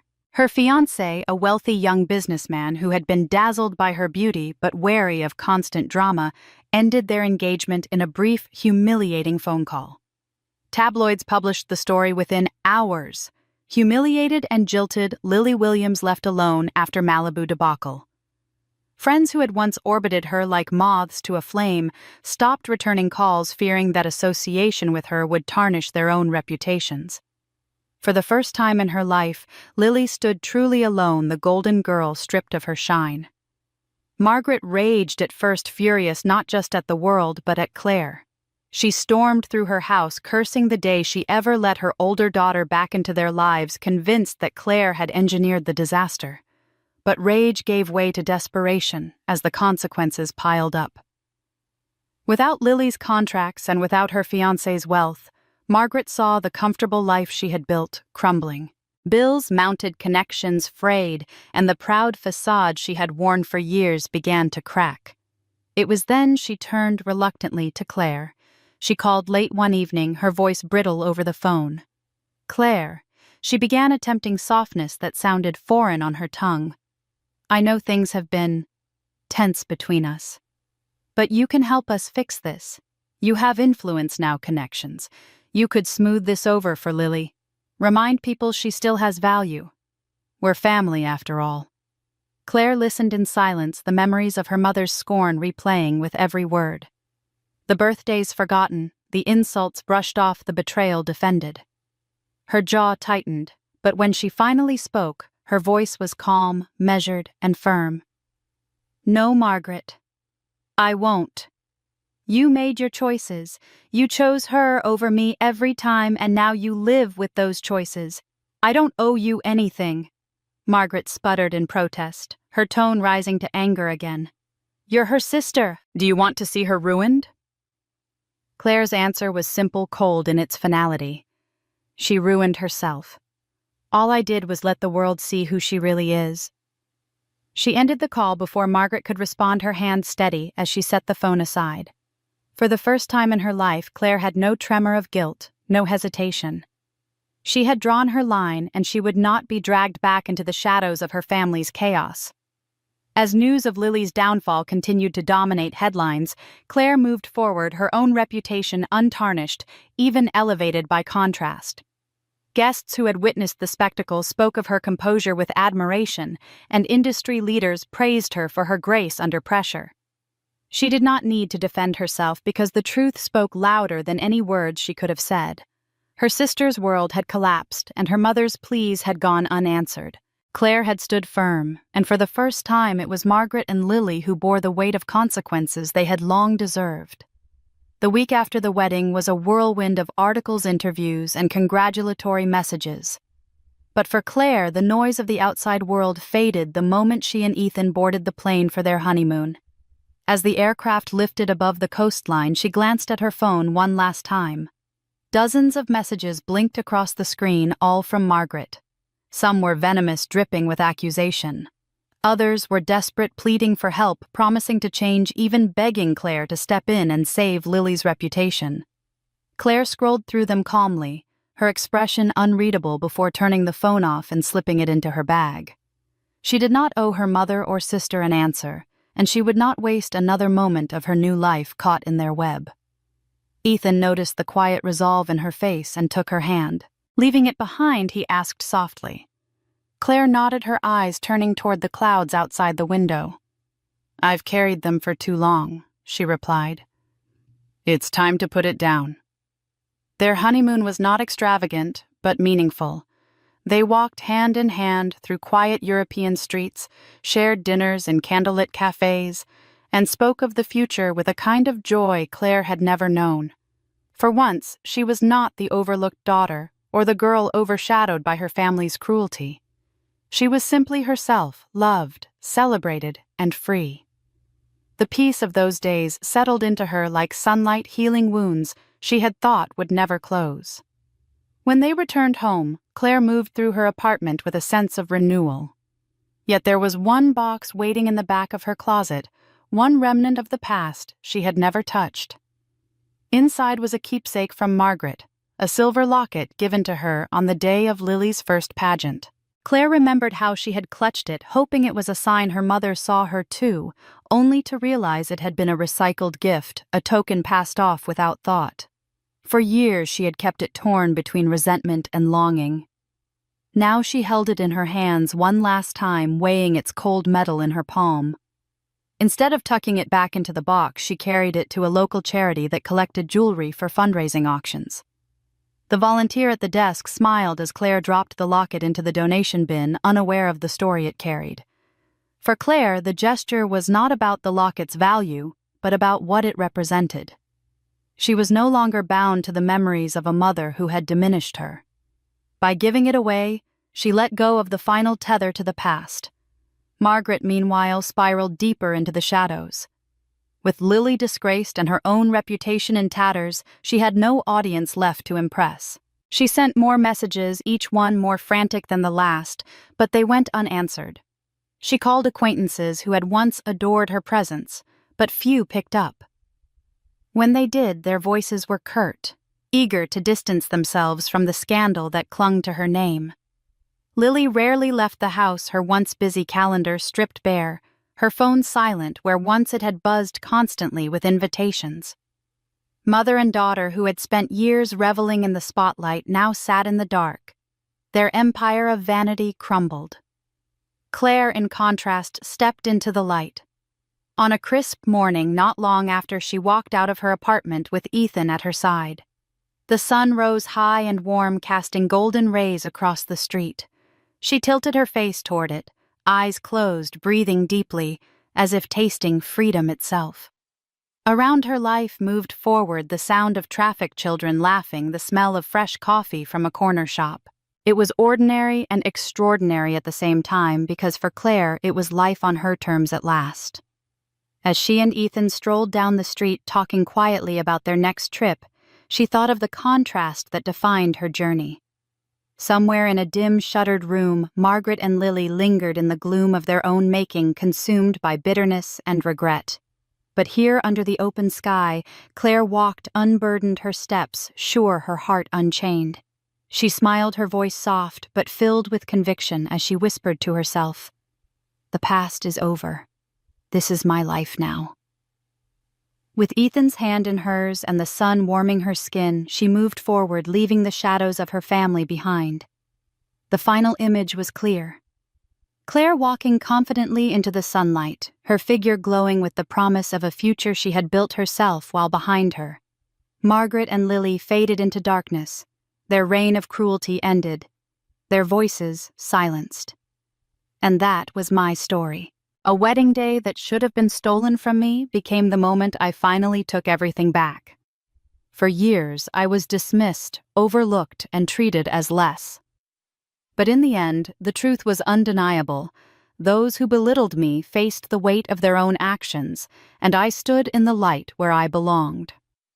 Now I'd love to hear from you. What did you feel watching Margaret and Lily fall from the pedestal they built for themselves? Did you find justice in the way things turned out? Share your thoughts below. I read every single one. If you want more stories like this, stories of betrayal, strength, and the sweetest revenge, make sure you subscribe to the channel. There are so many more tales waiting for you. each one reminding us that sometimes justice comes in the most unexpected ways.